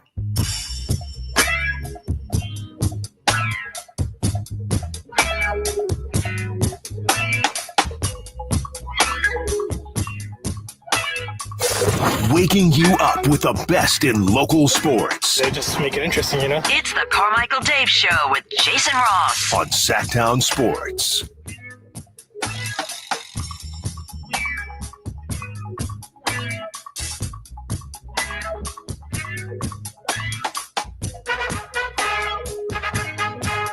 Coming up in about 30 minutes, Greg Papa, the voice of the San Francisco 49ers. On a game when the calendar and the schedule came out, we circled in the calendar, I should say. The Monday night game with the Lions and the 49ers, rematch of the NFC Championship game. Not as much zip and pep on it now. Niners eliminated, Lions having an awesome season. But we will visit with Greg Papa. He will join us at 9. And again, Friday Fun and Games to wrap up the show and the week. But let's do it now. We've talked a lot of Kings. We got more Kings to get to, much more. But let's go ahead and do a little 4-down territory right now. All right, Christopher Ladd, let's start. I guess we'll start with first down. You sure? Yeah, we'll do that today. What is your lock of the week? Lock it up. Lock it up. Can I say Chiefs, Ravens, or Seahawks? They've already won. Lock of the week this week, based on point spread. I don't want to take always the largest spread because that seems a little bit easier. Like the Bills are 9.5-point favorites. You got some other Eagles 7-point favorites over the Cowboys. Tampa is an 8-point favorite. I am going to take the Commanders on Sunday Night Football. That game got flexed to Sunday night. Falcons and Commanders. Commanders trying to clinch a playoff spot. They're 10-5, 6-2 at home. You heard from Dave Richard earlier. May have some weather issues in that game. I just like Washington's team. I like Jaden Daniels. He's fun to watch. Terry McLaurin's had a good year. Pretty good balance, solid enough defense, good special teams, and a good offense. So Falcons have been 2 up and down. Cousins and now Penix. So give me the Commanders as my lock of the week. All right, second down. What is your upset of the week in the NFL? Okay, I usually like home underdogs, and I'm not seeing a lot of those this week. There are a couple, but a bit of a stretch. So my upset of the week. All right, this one doesn't make a lot of sense. Sometimes the NFL doesn't make a lot of sense. I'm going on a hunch here. In hunch only. They got eliminated last week, so they don't have as much to play for. I'm going to take the Cardinals surprising the Rams tomorrow night in Los Angeles. I don't know how much I believe in that. Cardinals are, 6.5-point underdogs in LA. I don't think the home field's the difference there. It's just Cardinals, Kyler Murray. I don't know. It's a stretch, but let me go for it. That's my upset of the week. All right, third down, Chris. Which game would you most like to attend this week in the NFL? I think the game to go to this week is the Packers and Vikings in Minnesota. I know it's an inside, so I feel better about that in Minnesota. There's a good rivalry there. There's an importance to that game. Minnesota's favored by 1. Packers are really good. They're playing well. Vikings, I think, have surprised a ton of people, myself included, at 13-2 and 7-1. What a year for Darnold. 32 touchdowns, 11 interceptions. Justin Jefferson on the brink of another 100-catch season. So, yeah, I think that's the game to go to. It has the most meaning, should have some good fanfare. Give me the Packers at the Vikings for my game of the week that I'd like to attend. All right, and then fourth down. What game are you most looking forward to in the CFP? All right, so now the college football playoff. I think we might have the same one. That we're most looking forward to? Well, as good as Georgia Notre Dame sounds, as good as Ohio State Oregon rematch sounds, and Penn State Boise State. Still haven't named it. Maybe it has to do with Texas? I think you're getting warmer. Who's Texas playing? Who's Texas playing? Oh, Scattaboo! Yeah, Arizona State and Texas. I don't know if Arizona State can beat them, but I want Cameron Scattaboo to rush for like 4,000 yards in the game. I was telling you yesterday, there's an Athletic article. I believe it's by Bruce Feldman. And I didn't even finish it. I need to finish it because I was already riveted by what they were talking about when people realized Cameron Scattaboo was different. And Chris, I was telling you the story. There was a couple different things about like him demanding to take off the training wheels, and he's barely 2 on this bike. But my favorite one that I read at the beginning was he was there watching his dad play rec softball. And his mom's like, it happened in a second. He was looking like, where's Cameron? Where's Cam? and he had climbed the backstop of the softball field, and it's one of those circular ones that kind of curves over the plate, and he was at the top looking down on his dad who was batting, and he's 2 years old, and everybody's freaking out, telling him to get down, and of course, instead of backing down the way he climbed up, he turned around like Spider-Man and climbed down face forward. Yeah, Scadaboo has had an awesome year, an absolutely awesome year. He was so much fun to watch at Sacramento State. And I know I told the story on the radio calling the games. I don't know if I told the story here on the station. I probably did. But, Chris, one of the things that floored me early on, he did it his freshman year. He was only 2 years at Sac State. But when we would travel on the team plane, we're getting off the plane, and Scadaboo was almost always, and I would sit near the back, was almost always one of the last people on the plane. And he was cleaning up. He was like picking up Gatorade bottles or, if they had Chick-fil-A and some trash. He was just helping the flight attendants. And I'm like, wow, it's really nice of you to do that. What, and he's like, I just thought I'd help out. And he did it once, and then that was his thing. He did it every game. He was always helping clean up the plane. And you just go, man, pretty special individual, and he's having an awesome season. So, yeah, I'm looking forward to Texas and Arizona State on New Year's Day. So there you go. That is 4 down territory. When we return, still more to get to. Again, Greg Pop at the top of the hour. More thoughts on the Kings and Pistons. We will have who's hot and who's not, and look back at 3 in the Key from Kings and Pistons. That is coming your way next on Sacktown Sports. De'Aaron Fox plays here. Stolen by Fox. Breakaway coming up for De'Aaron. And a simple, casual spike with the left hand. The Kings lead by 3. Sacktown Sports is your proud home of the Sacramento Kings. Whitey here reminding you that not all grills are created equal. Give your family a real treat. Bring out all the flavors of the upcoming holidays with the amazing Napoleon Prestige line of outdoor cookers. And get this, Napoleon Grill's Black Friday Cyber Mondays include a limited time $300 off their top-selling Phantom Grill and 15% off all gas, kettle, and travel grills. Napoleon grills are built different, built better, built to last. Complete with a lifetime warranty and premium steel that boasts absolute quality. Whitey and Napoleon Grills wish you happy holidays. Visit Green Acres Nursery today for your best selection of Napoleon grills and accessories. California's largest sportsman's expo is back, January 16th at Cal Expo in Sacramento. Bring the family and discover your next adventure. Don't miss more than 100 free fishing, hunting, casting, kayaking, and dog training seminars. On the weekend, take the kids to a building filled with free activities. Your life outdoors at the International Sportsman's Expo, January 16th through 19th at Cal Expo in Sacramento. More info at sportsexpos.com. Old Spice Swagger Holiday Pack, perfect for a gift to treat yourself. 24/7 holiday freshness with daily use can smell your bestest. I'm gonna be smelling great all season. Old Spice scents just can't be beaten. Chock full of value, saving that green. Got the essentials needed to feel clean.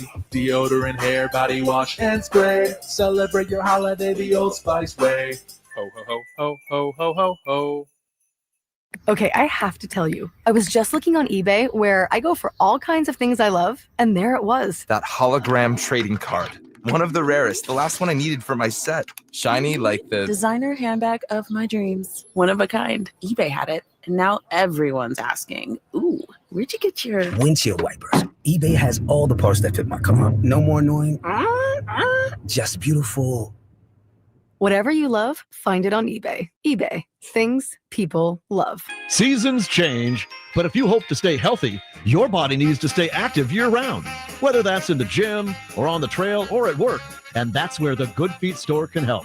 Good Feet's personalized arch support system supports all 4 arches, relieving pain in your feet, knees, hips, and back. And Good Feet arch supports are HSA and FSA eligible.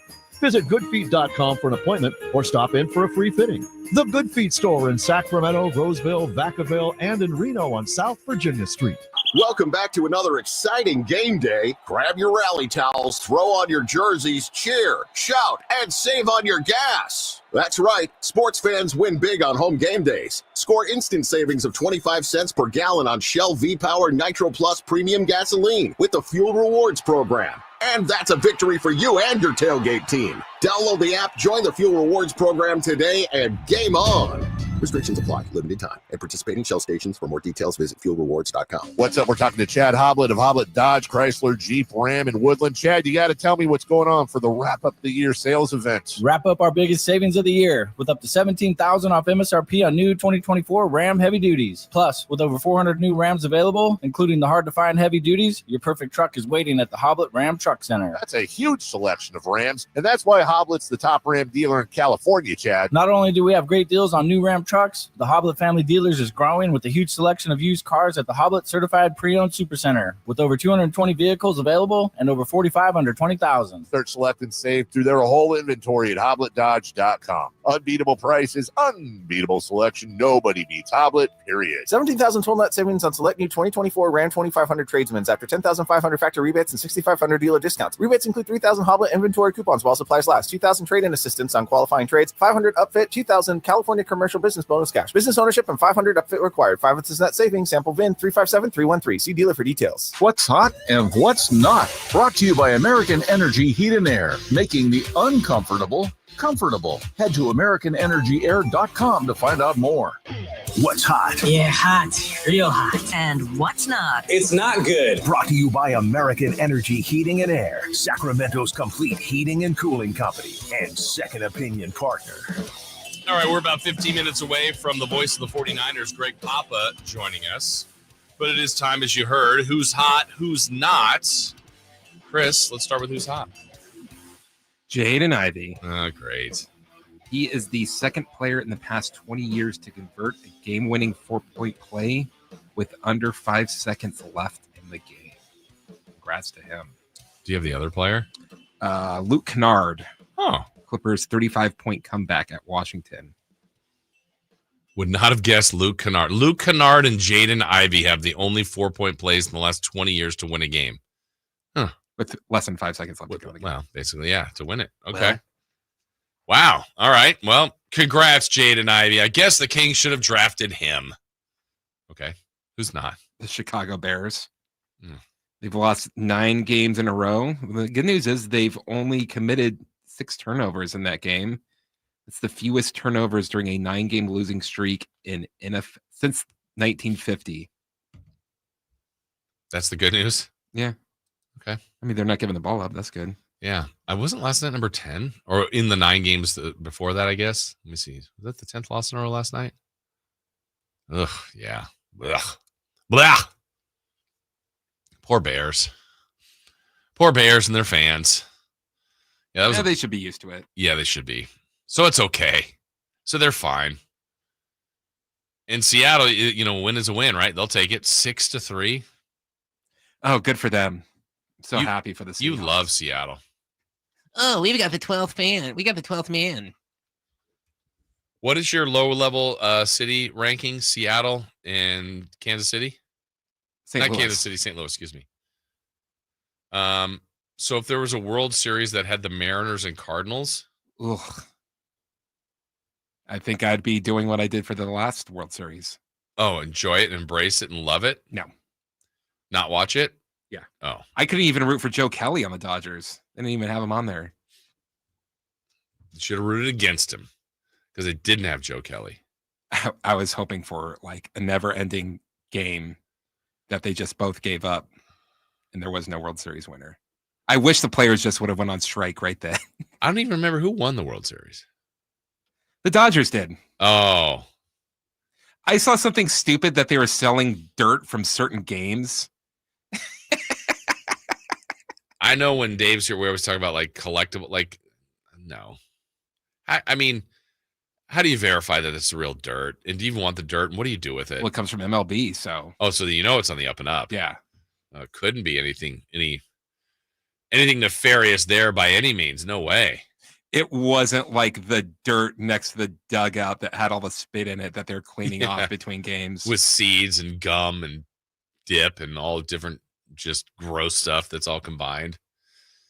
Oh, boy. Well, it has been a tough day nonetheless. If you are just joining in now, you've missed a ton of Kings conversation. We've gone all over the board. We've had some fun with Kings Rewind. We've had some heartache with the absolute meltdown, one of the worst losses we've seen in recent memory. What the f***? What the f***? What the f*** is this world? What have they done to us? What did they do to us? That's how we feel. That's how we feel after 5 in a row. And really, it wasn't even that this 5 in a row. It was the way they lost yesterday. I mean, I hate you. I hate you. A perplexed coach in the postgame. De'Aaron Fox didn't offer much. Gave us this, though, postgame. I mean, we knew this is a game that was winnable. We gave ourselves a chance to win going into the fourth quarter, and we didn't do a good job. Huh. That we knew. But, again, hey, you just did something poorly. You're really upset about it. You're frustrated. Talk about it. That's the reality of the spot he's in. But it's part of the job. Mike Brown's frustrated. Fans are frustrated. People want to change. People want their pound of flesh. I get it. I went through earlier in the show, too, if you missed it, when coaching changes have been made during the season. It's not really a good track record of success. Generally, if the season and the team has an issue, the issues follow them into the next coach.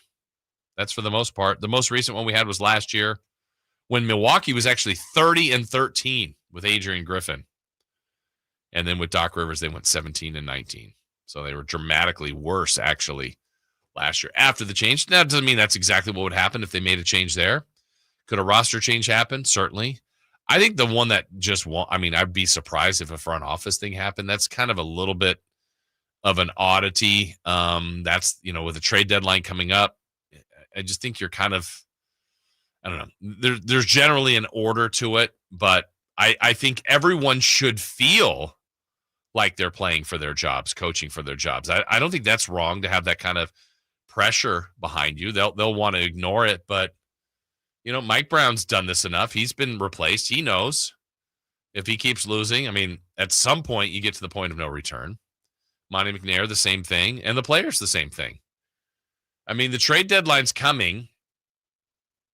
Does any player right now feel totally comfortable? I don't think they should, and I'm okay with that. Look, it's a business. It's I'm not rooting against this team by any means. I want this team to figure it out and get it right. But they're in a bad way. They're the ones that have to do it. And as painful as this sounds, and I'm not trying to paint an optimism here, an optimistic outlook, because there's not really any of it right now. Like we said with Brendan earlier, there were elements of that game. They actually played really well yesterday for portions, but the one stretch was so bad, it cost them the game. In this 5-game losing streak, they haven't been playing very well. The Denver game and last night were winnable games. They played well enough to win. I think there are some entities here that show you they can do it. They're not doing it.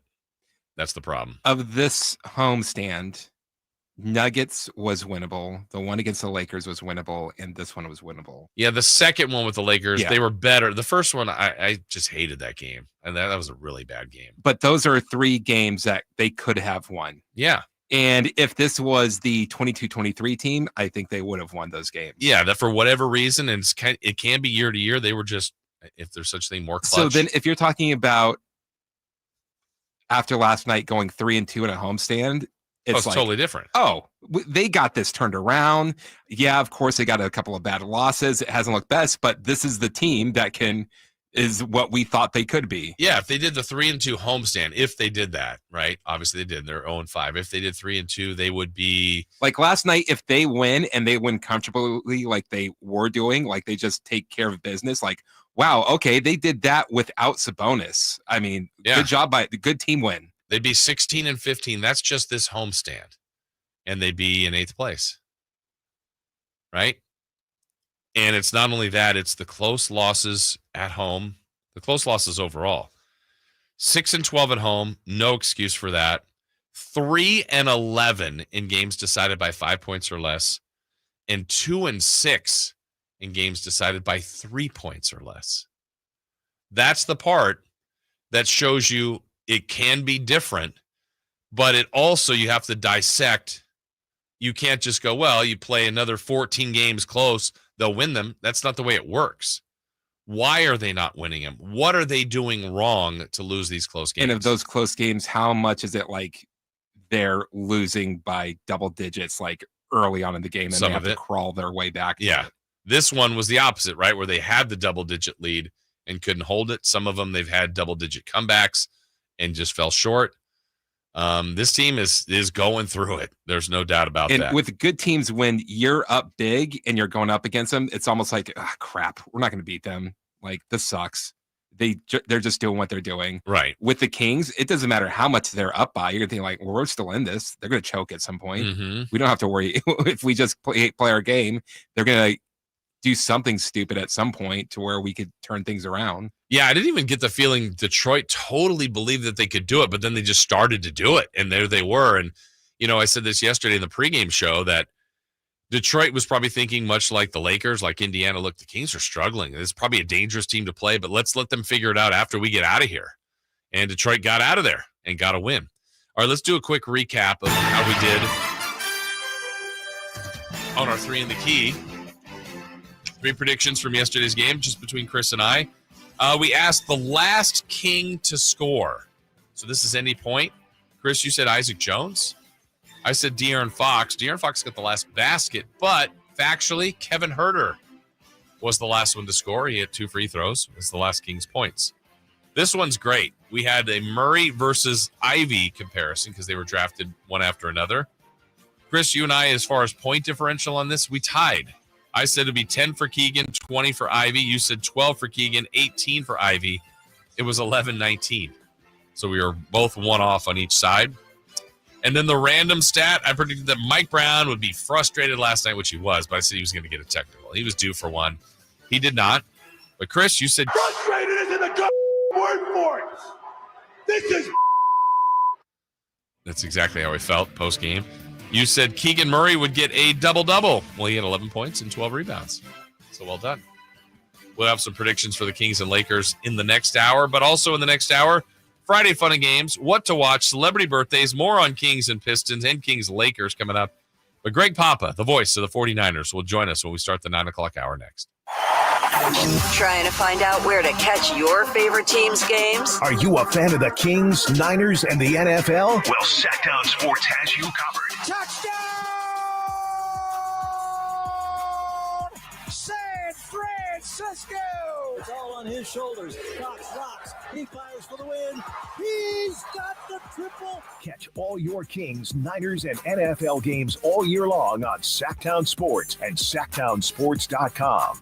Texting enrolls you into recurring automated text messages. Consent not required to purchase. Message and data rates may apply. Hey, Dan, how you doing? Haven't seen you around the gym. Yeah, I've really fallen off. Since I turned 40, I just don't get the results I used to get. Could be lower testosterone. I went through it a while back. I got Nugenix Total T, and it's made a huge difference for me. I've seen that ad on TV. Is it for real? Oh, yeah. The key ingredient is something called Tesnor, which helps boost free and total testosterone levels to help you trim up and stay lean. And it's made a difference for you? Man, I feel like I'm in my 20s again, at work, in the gym, and in the bedroom. Are they still giving out complimentary bottles for people to try it for themselves? Yeah, you just need to send them a text. Text POWER to 321-321 right now for your complimentary bottle of Nugenix Total T. Plus, text now and we'll include a bottle of Nugenix Thermo, our most powerful fat incinerator ever, to help you get back into shape fast, absolutely free. Text POWER to 321-321. That's POWER to 321-321. Products and statements have not been evaluated by the FDA. These products are not intended to diagnose, treat, cure, or prevent any disease or illness. Here comes Floyd, throw over the middle. Intercepted by Fred Warner. Faithful to the Bay. Fred gets up and runs back the other way, 30. Be there December 30th for Monday Night Football at Levi Stadium as the San Francisco 49ers face the Detroit Lions. 20, one block and he's in. It's the final regular season home game of the campaign and presented by SAP. Touchdown! Tickets are available now. Secure your seats today at 49ers.com/tickets. San Francisco!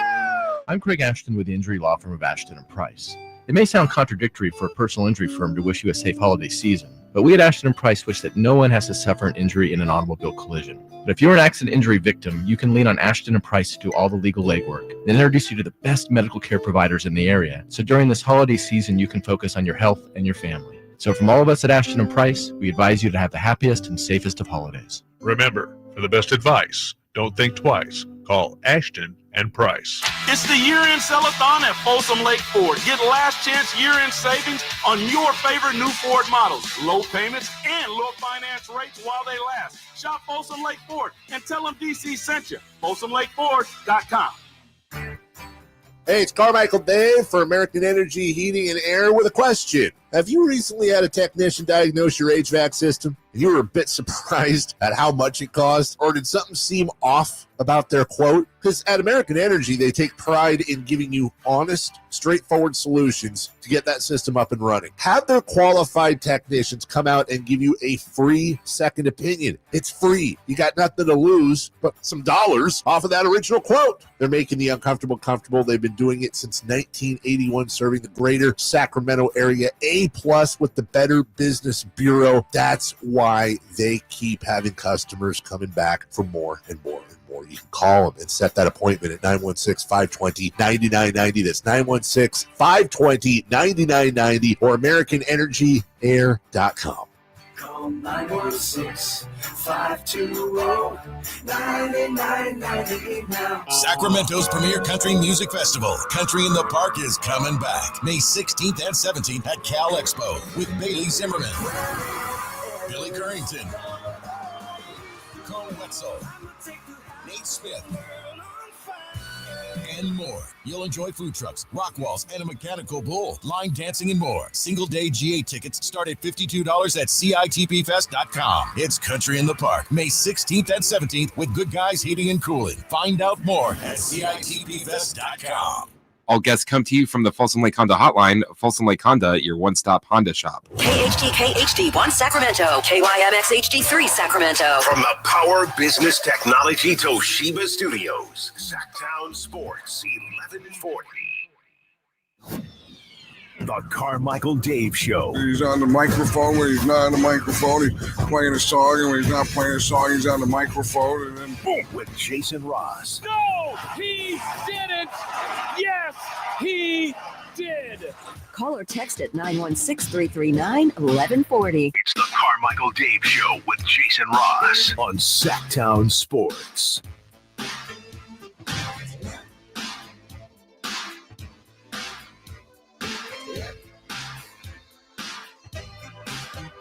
All right, final hour on this Friday. Jason Ross in. Carmichael Dave is off today and through next week. We'll all be back together in the first part of January as the NFL season is winding down. We had a game last night, kind of, with Seattle beating Chicago. A couple of games on Wednesday. 3 more games tomorrow, and then Sunday. And we have to wait for Monday for the 49ers. But it is Friday, and it's that time to check in with Greg Papa.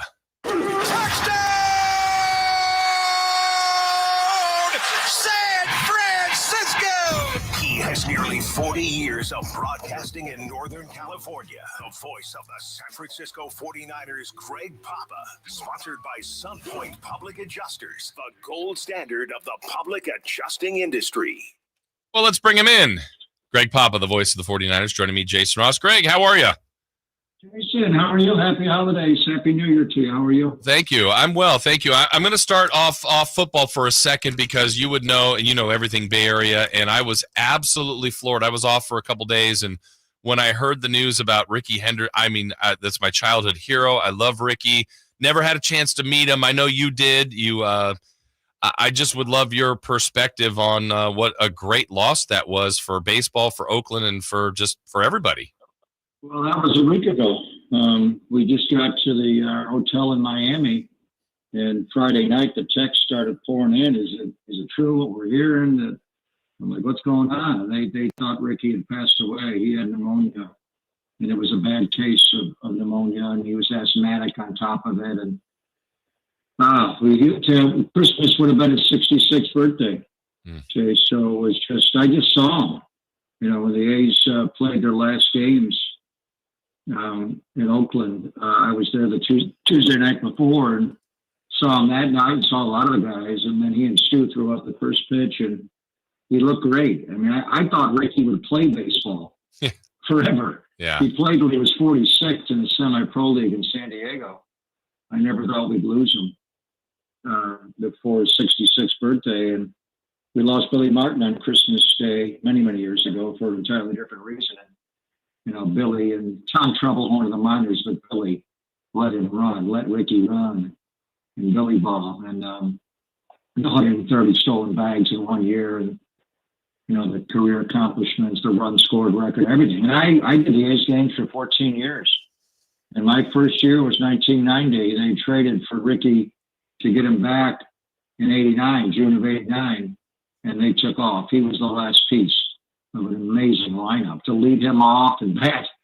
Dave Henderson or Carney second, the Bass brothers and Steinbach, they just came at you. Dave Parker, the Cobra, and that pitching staff, and Tony, and they were the best team in baseball. And Ricky won the MVP that first year I did A's games in 1990. I remember a doubleheader, July the 5th of 94, I think it was. He homered in the first game of the doubleheader leading off, and he homered in the second game of the doubleheader leading off.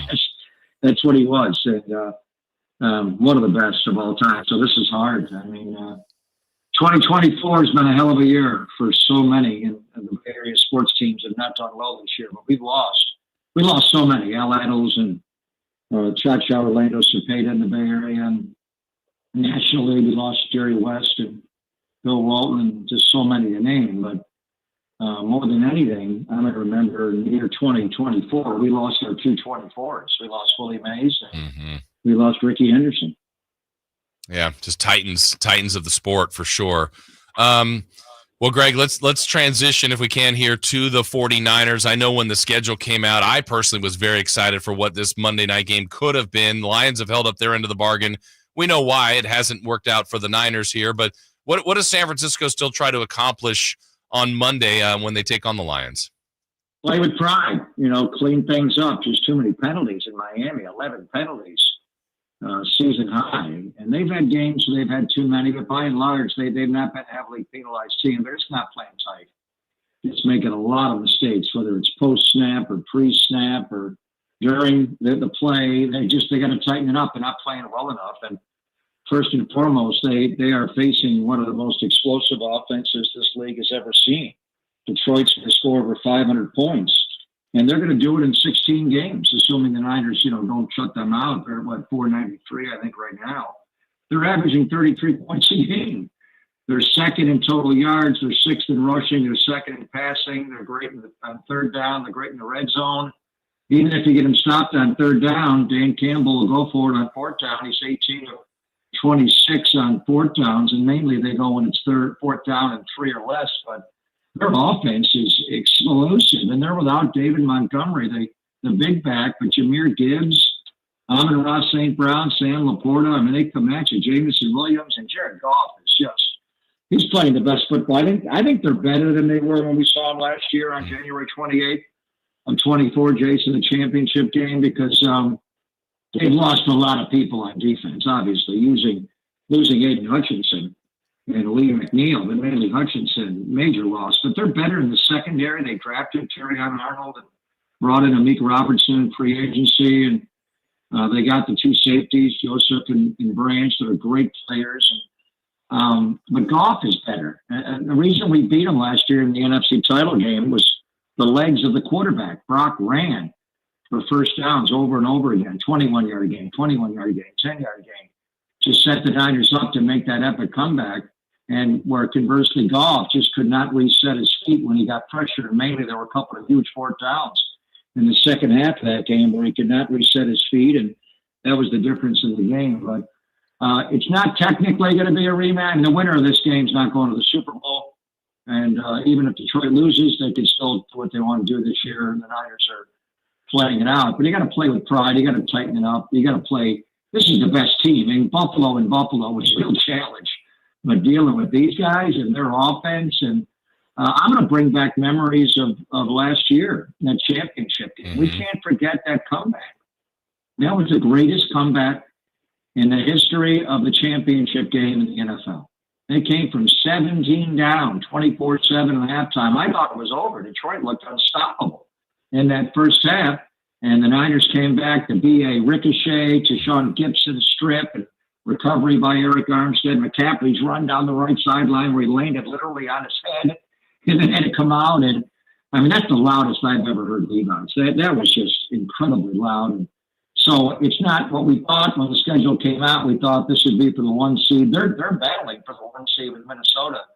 So it is for them. But for the Niners, let's just play it out the right way, play with professional pride, and just tighten it up. I know they got a lot of injuries and different players playing everywhere, but look at Detroit's defense. I mean, they're ravaged by injuries, and they're still playing well on that side of the ball. Yeah, Greg, you mentioned Jared Goff. A lot of times when the Rams didn't give up on him. They made a trade. They thought they would upgrade, and they got a Super Bowl out of it with Stafford. But, when you jump teams, it doesn't always, extend your career or launch you to another level. The kind of Goff rebirth in Detroit has surprised me a little bit. How about you? Oh, without doubt. I think they did give up on him. They felt like, and he was a good Ram. They went to the Super Bowl there. He made a couple of Pro Bowls. But I think they felt like he wasn't quite good enough. And Sean McVay's tough on quarterbacks. The way Kyle's tough on quarterbacks. And they had a chance to get Matthew Stafford. Stafford wanted out of Detroit. The Niners wanted Stafford. They were trying to get him as well. But Kyle was in the wrong place in Cabo that offseason.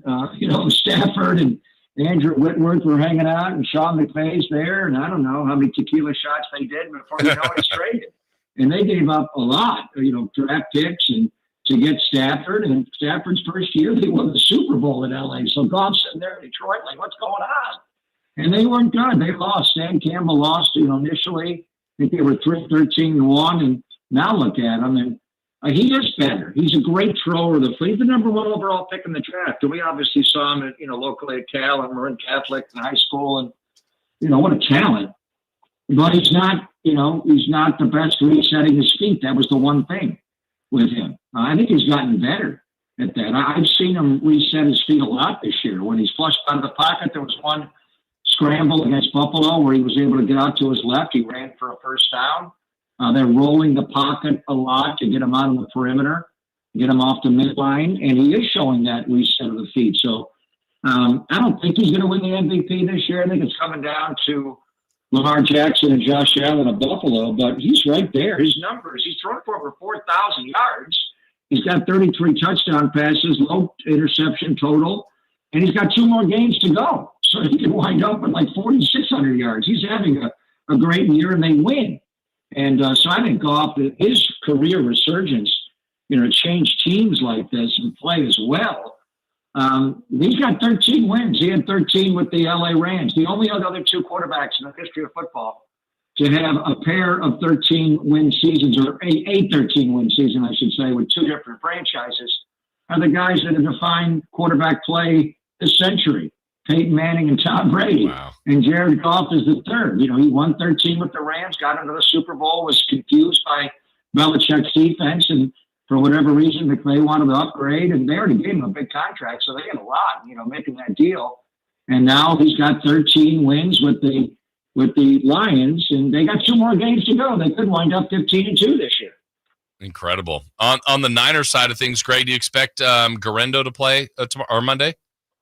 We'll find out. I'll be at practice today, and we'll look at it. They certainly missed him last game, Jay. So they didn't have a traditional running game without Garendo and without McCaffrey and without Mason and Mitchell. It goes on and on. Patrick Taylor Jr. lined up at that spot a lot, but just wasn't as productive. He did not have a great game catching the ball to the backfield. They actually used Devo like 10 snaps as a pure running back with no other running backs on the field. It was all wide receivers and tight ends. So Devo played running back a lot. So it would certainly help to get Garendo back. You got to have some balance against this team. This team is going to blitz you a lot. Ever since they lost Hutchinson, Aaron Glenn, their defensive coordinator, and both of their coordinators may be head coaches in this hiring cycle. Ben Johnson, the offensive guy, is just a genius. And then Aaron Glenn, the way they play, and then he was a really good player in the NFL corner for a long time with the Jets. So they blitz you a lot. They take the ball away a lot, and they play a lot of man, really tight man-to-man coverage. Their secondary is better. As I said, I'm getting Terry Arnold in the draft, and Amik Robertson, and the safeties are good. And they're tight back there. So you can't expect Brock to drop back and throw it all game long, 40 or 50 times. Plus, we don't really know what the left side of the offensive line is going to look like. It was a mash unit in Miami. You don't have Trent Williams anyway. and he's down for the year now. And then Jalen Moore at left tackle has a quad injury. He's down. Aaron Banks had a concussion. Brendel, Pooney, and McKivitz will be at center, right guard, and right tackle. But right now, they're kind of piecing it together based on Burford's help. They could play Nick Sakel. We'll see what they do. But you got to have balance. You got to be able to run the ball. Otherwise, you don't want Brock dropping back with this blitz-heavy offense, and especially with a depleted left side of the offensive line. Well, it'll be interesting to see how that pride plays out for the 49ers this Monday. Greg, we look forward to the game. We look forward to talking to you next week, and have a great weekend and a great New Year's as well.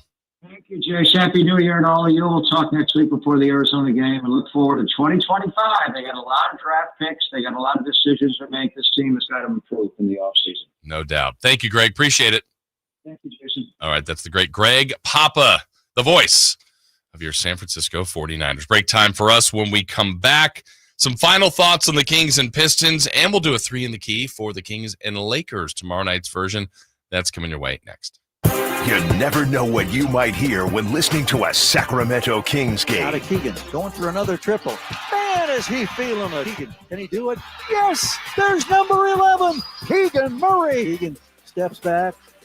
He just knocked down his 12th three-pointer, a Kings franchise record. He's got 45 points. Never miss a moment of Sacramento Kings basketball with Sacktown Sports and the Sacktown Sports app. Here's the website you need to know when you're thinking about you need some legal help. Everyone at some point might need some legal representation. What do you do? Who do you go to? Who do you call? Well, go to saclegaldefense.com. You can call this number at 916-304-9187. That is the law offices of Jonathan Gonzalez, whether it's criminal defense, expungements, sexual harassment, auto accidents. There's different things in different situations where you feel like you need some help. Who to call? How do I know? What do I do? Well, that's why you want to have this number, 916-304-9187, or go to saclegaldefense.com and contact someone here locally who's got experience, who's got a track record of success, and is right here in our community as one of us. That is Jonathan Gonzalez and his law offices right in downtown Sacramento. And his meticulous case preparation and attitude have resulted in life-changing results for thousands of clients, and you could be one of them as well. Whether, like I said, it's an expungement, sexual harassment case, auto accident, wrongful termination case, whatever it may be, you feel you need representation, contact Gonzalez Law at 916-304-9187.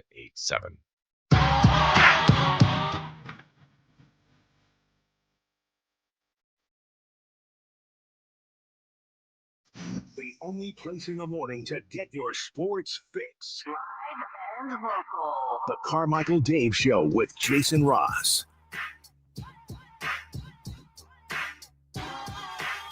It's tough because we keep telling our guys, you got to pay attention to the details. Try to do it for as close to 48 minutes as possible. We're not going to do it for 48 minutes, but let's try to do it as close as we can. And to relax like that at that point in the game was tough. I also don't like the pace that we had the last 6 minutes. We kept telling our guys, push it, push it, push it.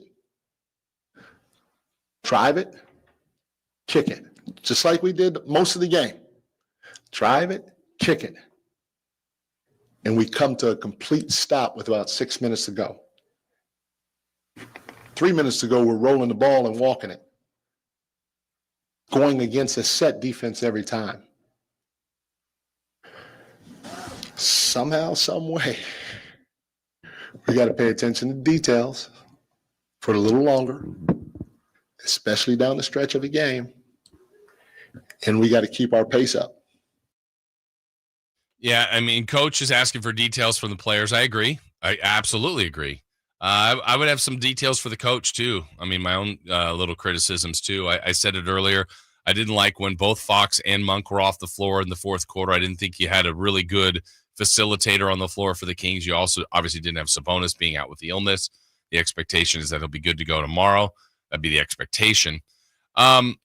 And then, more times than not, I find that the Kings are out of timeouts. Mike Brown's not afraid to call a timeout to stop a run, to make a point on a defensive breakdown. And I think that there's a time and place for some of that. But it's really tough when you don't have a timeout late in games for multiple reasons. Like the Kings won a challenge earlier in the game, but when you're out of timeouts, you can't challenge anymore. When you're out of timeouts, you can't advance the ball when you need to at the end of the game. Like add that, let's say the Kings had one timeout left. And even as disastrous as the end of that scenario was, I mean, shouldn't have happened. Fox left the paint a little bit, or, was closer to the paint, left his man, fouled Ivy, makes the three, makes the free throw. That was all horrific. But 3.7 timeout, you inbound in the front court. No guarantee the Kings win. But I like the opportunity of a shot attempt there better than the, whatever it was, 55-foot heave that De'Aaron put up with, hoping it would go in. So it's all the way across the board. This is a collective. I know, you want to blame someone. It's not one. It's not strictly Monty and the roster. It's not strictly Mike Brown and the rotations. It's not strictly the players and their basketball IQ. They're in this mess collectively. They've done it together, and they've earned this together. Much like when they win, they should all get rewarded, and when you lose, you all have to take your slice of the blame pie. And we could, if you want to blame one more than the other, that's totally fine. But there's no one I go, leave them out. They're fine here. You don't have to attack them. Nope, it's across the board. It's all of them.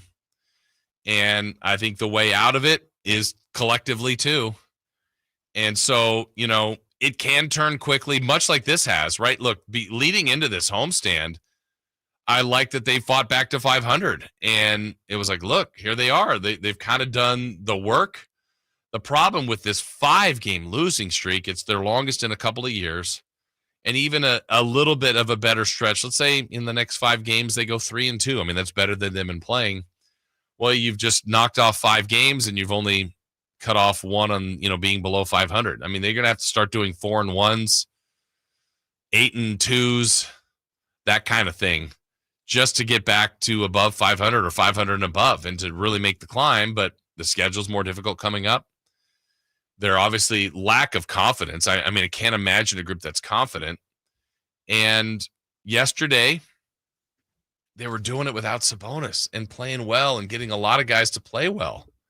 Again, I loved that halftime that they were up by 15 and Fox had 1 point. Wasn't even mad at De'Aaron. I'm like, good. He doesn't have to do it tonight. He's got help. Lyles had his season best performance. Keegan had a double-double. DeRozan coming off that 2-point game was, I think he ended up with 17, 19, something like that. Herter scored. Colby Jones, Isaac Jones, like Len, everybody basically that was playing was scoring. And then Fox got cooking, and that should have been enough. But just an absolute meltdown collectively across the board for the Kings. And it just seemed like it wasn't possible. But they sure found a way to do it. They sure did. And we're getting comments all over the board, saying this team needs to make a change. This team is soft, low IQ players. It hasn't always been that case. Again, this team was more clutch in the past, and it can be year to year. It's a tough one to explain, but it's their reality that they have created by themselves in their own way, which is a shame because, again, I think there's more to this team, but unless they change it, whether with their own play or some changes, we're going to see more of the same. All right, how about predictions for tomorrow? Let's give you a 3 in the key for Kings and Lakers. All right, Chris, our first prediction. LeBron James versus De'Aaron Fox, point total. So we'll start with LeBron and then Fox. I'm going to say LeBron's going to score 22. De'Aaron's going to score 34. LeBron is going to score 18. Fox, 25. Okay. I'm assuming, and I think it's a safe assumption, I could be burned on this one, but I'm assuming Domantas Sabonis will return. So we want his stat line, points, rebounds, and assists. I'm going to go with 18 points, 14 rebounds, 5 assists for Domas. This will play into number 3 for me. Ooh.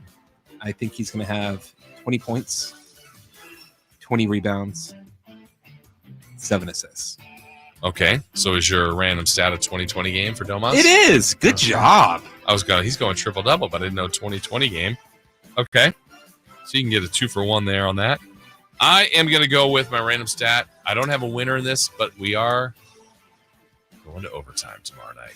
More basketball. Saturday night, late night, Los Angeles, overtime basketball is what I'm predicting for tomorrow. You shook your head. You don't want that? Remember, Kings fans, when the Kings lose in overtime, Jason wanted that. I wanted overtime, yeah. More basketball's fine, as long as it's a win. But you're already predicting the loss. There's Chris. If it goes to overtime. If it goes to overtime. But they'll win in regulation with the 2020 game from Sabonis and 25 from Fox. Okay. Again, another case in point why it's year to year. Remember the stat? Oh, Sabonis, what was he? 10-0 against Davis? Yeah. 0-3. Lakers, Kings swept them last year. I think they were 3-1 or 4-0 the year before that too. They kind of owned the Lakers. Well, new year, new opportunity, and the Lakers now 3-0 against the Kings. But the Kings beat the Pelicans finally. So everybody wanted. Everybody's beating the Pelicans. Everybody's beating the Kings now too.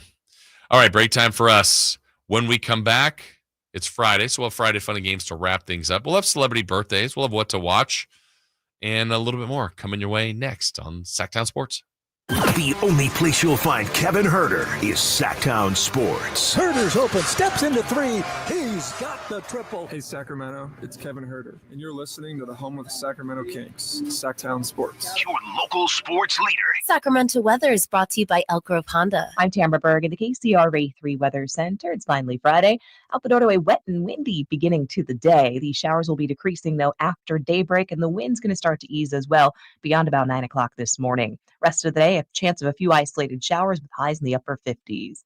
Get the latest forecast on the KCRA 3 News and the KCRA 3 app. At Elk Grove Honda, our recipe for happy holidays is to think Happy Honda Days. There's no better time to visit Elk Grove Honda than during our year-end clearance sale in the Elk Grove Auto Mall or online at elkgrovehonda.com. I gotta get an Elk Grove Honda. Welcome back to another exciting game day. Grab your rally towels, throw on your jerseys, cheer, shout, and save on your gas. That's right. Sports fans win big on home game days. Score instant savings of 25 cents per gallon on Shell V-Power Nitro Plus Premium Gasoline with the Fuel Rewards program. And that's a victory for you and your tailgate team. Download the app, join the Fuel Rewards program today, and game on. Restrictions apply. Limited time. At participating Shell stations. For more details, visit fuelrewards.com. Ready for winter? Forecasters are already predicting record sick days. Don't become a healthcare statistic. Fight sickness with fitness. Create a daily workout and stick to it. Let the Good Feet store help you meet your workout goals. With Good Feet Arch Supports, the pain in your feet, knees, hips, and back become history. And Good Feet Arch Supports are HSA and FSA eligible. Visit goodfeet.com for an appointment or just stop in. The Good Feet store in Sacramento, Roseville, Vacaville, and in Reno on South Virginia Street. Get year-end pricing during Happy Honda Days at Folsom Lake Honda, your one-stop Honda shop. Folsom Lake Honda is your one-stop Honda shop for great pricing on our entire selection of new CRVs, HRVs, Ridgeline Civics, and Accords. Plus, with low finance and lease options, now's the time to buy. Hurry in and save during Happy Honda Days at Folsom Lake Honda, or go to folsomlakehonda.com. Folsom Lake Honda, yeah, your one-stop Honda shop. If your passion is bass fishing, only one radio show has the action, information, and excitement of your favorite outdoor sport. Ultimate Bass, hosted by Tournament Bass Pro and California Outdoor Hall of Famer Kip Brown, takes you live to where the fish are biting every Saturday morning. Only Ultimate Bass feeds your passion with the latest news, products, tips, and advice from the pros. Ultimate Bass with Kip Brown, Saturday mornings at 5 a.m. on Sacktown Sports 1140, part of SEP's Saturday Morning Outdoors. California's largest Sportsman's Expo is back, January 16th at Cal Expo in Sacramento. Find a huge selection of fishing boats, kayaks, and side-by-sides. New this time, nearly 50,000 square feet of RVs and campers. And check out the all-new, fully redesigned Toyota Land Cruiser. Your life outdoors at the International Sportsman's Expo, January 16th through 19th at Cal Expo in Sacramento. More info at sportsexpos.com. The new year is upon us with promises of new beginnings and new adventures, but don't let 2024 slip away without savoring the memories made with family and friends. Hi, this is Frank LaRosa with a word about Naturewood Home Furnishings. Looking forward is always exciting, but I have a lot to appreciate in this past year, revolving around time with family and more good time spent around my Naturewood dining table. Watching my grandson with his first bite of birthday cake was priceless and reminds me that new life is the perfect balance between yesterday and today. Greet the new year with a visit to Naturewood Home Furnishings during their annual New Year's sale going on now, including all the fine furniture and accessories in every department. How about a new style for the new year? Find that perfect piece of furniture that's new today and filled with future memories for tomorrow. The memories you make with your family will stay with you forever. Naturewood Home Furnishings, off Highway 50 at Hazel. Look for the water wheel.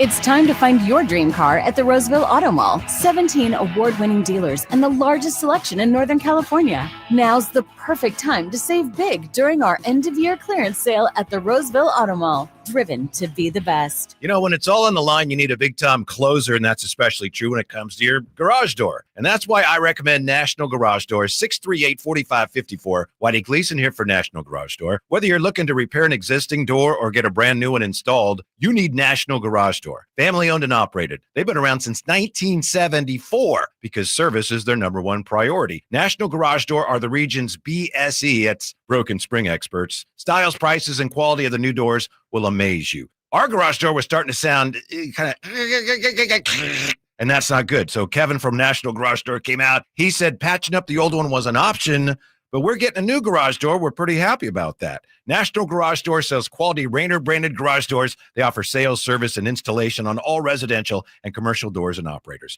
If you have garage door needs, old ones coming apart, or you're looking to improve your curb appeal, let National Garage Door come through for you in the clutch and be your closer. 638-4554, National Garage Door.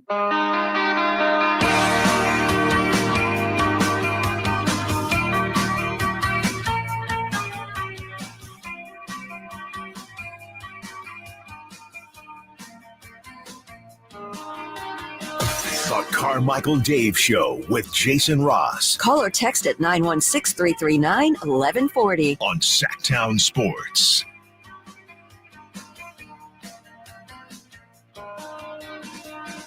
We thank all of you that have been texting in, also on our YouTube chat. Very active, very feisty. I get it.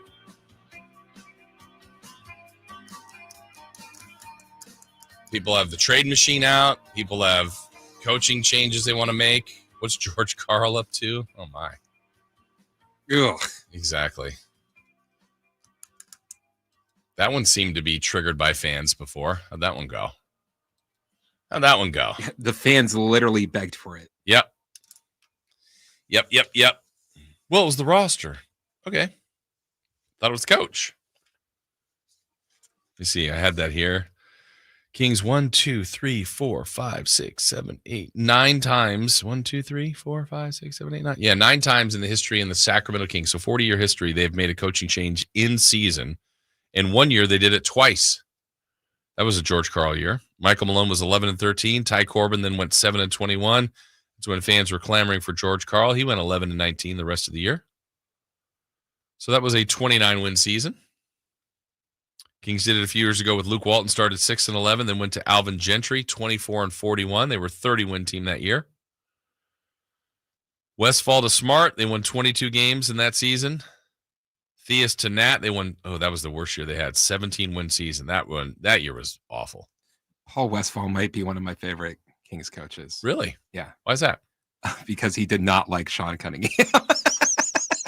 I still think he had him confused. I think so too. But it would literally be like, Sean would just like, so what was the thinking with that lineup, coach? Well, Sean. Yeah. I mean, he wouldn't even say that. He just was like, he would just be short and give an answer and move on. I'm like, that was wrong with that question. There's nothing wrong with that. I would, and he was such a nice guy too, Westfall. Sean is, Sean, I'll say he does one of the best jobs of asking questions. I would say, him and Brendan. Brendan does a great job of asking questions, of getting them to answer like no short answers. Yeah, that's why Fox is so weird, because Sean is asking him, and Fox was just done. I mean, he was just upset whether it was himself, the team, the collective, all of it. Yeah, nothing but short answers yesterday for Fox. I think Biederman does a really good job. Gets good answers too with his questions. So yeah, that's funny. That's why he liked Westfall. But he actually was a really nice guy. Rest in peace, Paul Westfall. But did not like Sean. Yeah, for whatever reason. What to watch today? There's plenty of basketball today. There's actually 5 more bowl games going on right now, or today. I think. What am I watching here? The Lockheed Martin Armed Forces Bowl has Oklahoma leading Navy 14-0. Some more bowl games coming up. Pacers and Celtics in a matchup in the NBA today. Spurs at Nets. That one's coming up. Timberwolves at the Rockets. I know right now as a Kings fan, all you're kind of rooting for is the bottom of that pack to keep losing, to keep the Kings still in it. That would be a Timberwolves team, so you root for Houston there. Grizzlies at the Pelicans. Grizzlies are separating themselves, and the Pelicans, I mean, when people say it can't get worse, I mean, the Pelicans had expectations. I guess they've got reasons, more understandable reasons than the Kings for their struggles. I mean, they're just so injured. They lost again last night. That's 8 in a row. They're 5-26, second worst record in the league. No, worst record in the league, excuse me. And tonight they're at home against the Grizzlies. Cavs at the Nuggets, so I guess we'll root for Cleveland there to see if Denver can get their 13th loss. Mavericks at the Suns. Looks like Dallas, who will be here next week, will be without Luka for a month. They've got a nice little wiggle room here with 8 games above 500. Oh, yeah, he's a big boy. Was that about Luka? No. They're at the Suns. Phoenix is now a game above 500 at 15-14. And then the Warriors at the Clippers. I guess you root for the Clippers there. They've got a little bit better record at 17-13. Warriors now 15-14. After at one point, where did they peak out? Yeah, 12-3. So the Warriors, since that 12-3 spot, have lost to the Spurs, the Nets, the Thunder, the Suns, and Denver in a row. Beat Houston, then lost to Minnesota, then beat Minnesota. Now have lost to Houston, Dallas, Memphis. Beat Minnesota again, lost to Indiana and the Lakers. So those are some games to watch today in the NBA. And as I said, 5 bowl games going on today. What do we have here? I mentioned the Armed Forces Bowl. It's 14-0 Oklahoma. Still to come, the Birmingham Bowl that has Georgia Tech versus Vanderbilt. The AutoZone Liberty Bowl. You're in the zone, AutoZone. Texas Tech, Arkansas. The DirecTV Holiday Bowl, Syracuse and Washington State.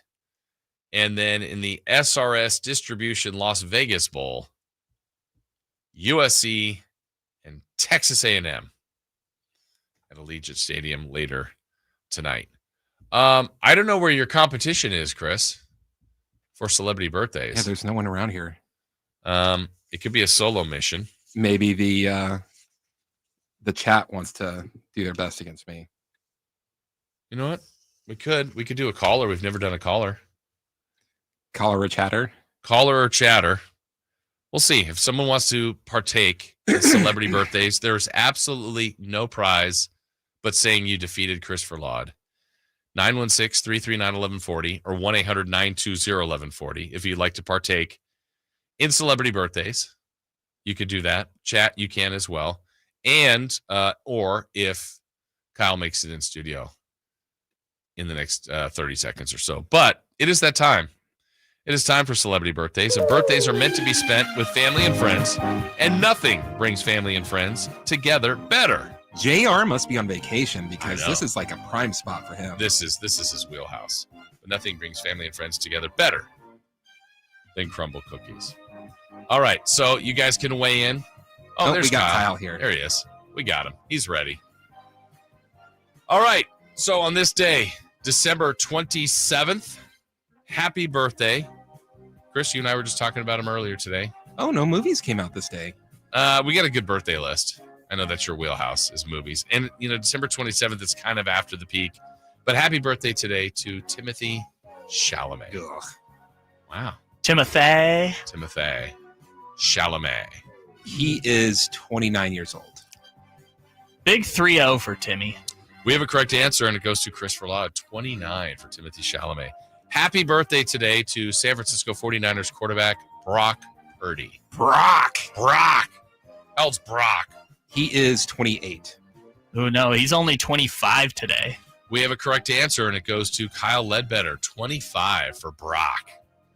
Happy birthday to running back of the Cleveland Browns, Nick Chubb. Nick Chubb is 20. He's 28. I'm going to go sneaky 27. No correct answer. Closest, though, Christopher Law, 29 for Nick Chubb. Happy birthday. Him and Chalamet were born on the same day. I know. Greatness in one on the same day. Happy birthday to Today's Show anchor, Savannah Guthrie. Huh. Savannah Guthrie is 48 years old. I'll go 53. We have a correct answer, and it goes to Kyle Ledbetter. 53. Shot in the dark. I felt like it was a shot in the dark, but you got it right. Happy birthday to former NFL quarterback and Heisman Trophy winner from that other school in Los Angeles, Carson Palmer. Carson Palmer is 44 years old. I didn't know Carson Palmer went to Pepperdine. Yeah. Big football program. I'll go 46. What did you say, Chris? 44. We have a tie. He's 45 today. You guys split the difference there. Happy birthday to former pitcher Cole Hamels. Phillies, Rangers. San Diego's own. Yeah. Lefty? I'll go 50. 5-0. Cole Hamels, he's got to be like, what, 41? We have a correct answer, and it's Christopher Ladd, 41. That was a weird difference between these two. Happy birthday to former, I think he was a King. I don't know, but Connecticut coach, Brooklyn Nets coach, Kevin Ollie. Who? Kevin Ollie. Won a national championship in college. Yep. I think he's with like Overtime Elite or something. Is that where he is now? Okay. 52. Kevin Ollie was a Sacramento King in 1999. Oh, you're just looking up stuff, huh? Yeah. I did not looking at his birthday. Oh, yeah, interesting. I'm going to go 46. We have a correct answer, and it goes to Christopher Ladd, 52, Kevin Ollie. Happy birthday to Kansas head coach Bill Self. He won a national title. A couple of them, maybe. Bill Self, 71. That's got to be too old, but I'm going to say 66. Bill Self is 62. Kyle's closer. Happy birthday to Mark Few, Gonzaga head coach. Yeah, great birthdays today, Jason. 54. I don't know. I like him. Big 6-0 for Mark Few. Kyle's closer. He's 62. Same day as Bill Self. Or same age as Bill Self. And then last one. Division II head coach for some swimming program. Yeah. Nancy Wilson. No. Happy birthday to Nolan Richardson, head coach of the Arkansas Razorbacks. 40 Minutes of Hell. Coach Corliss Williamson. Won a national title. This is the best list ever. 73. 77. Kyle's closer. 83 for Nolan Richardson. Great list. Awesome list. Timothy Chalamet, Brock Purdy, Nick Chubb, Savannah Guthrie, Carson Palmer, Cole Hamels, Kevin Ollie, Bill Self, Mark Few, Nolan Richardson, all model Americans. All right, break time for us. We'll come back. Brendan Nunez will come in. We'll have Friday fun and games and find out what's coming up with Brendan on the show, filling in for Alan Stiles. That is all next on Sacktown Sports. On the move? Got somewhere to be? Take Sacramento Kings basketball with you. The Sacktown Sports app will let you stay connected to your passion. Never miss a moment of Sacramento Kings basketball with the Sacktown Sports app. Tropical Smoothie Cafe here with your daily reminder to get on Tropic Time.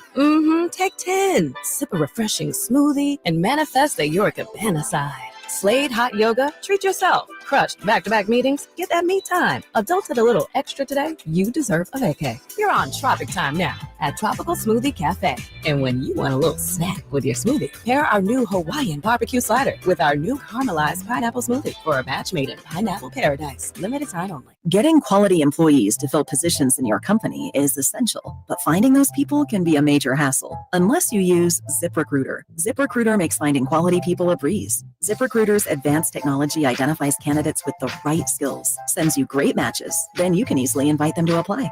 4 out of 5 employers who post on ZipRecruiter get a quality candidate within the first day.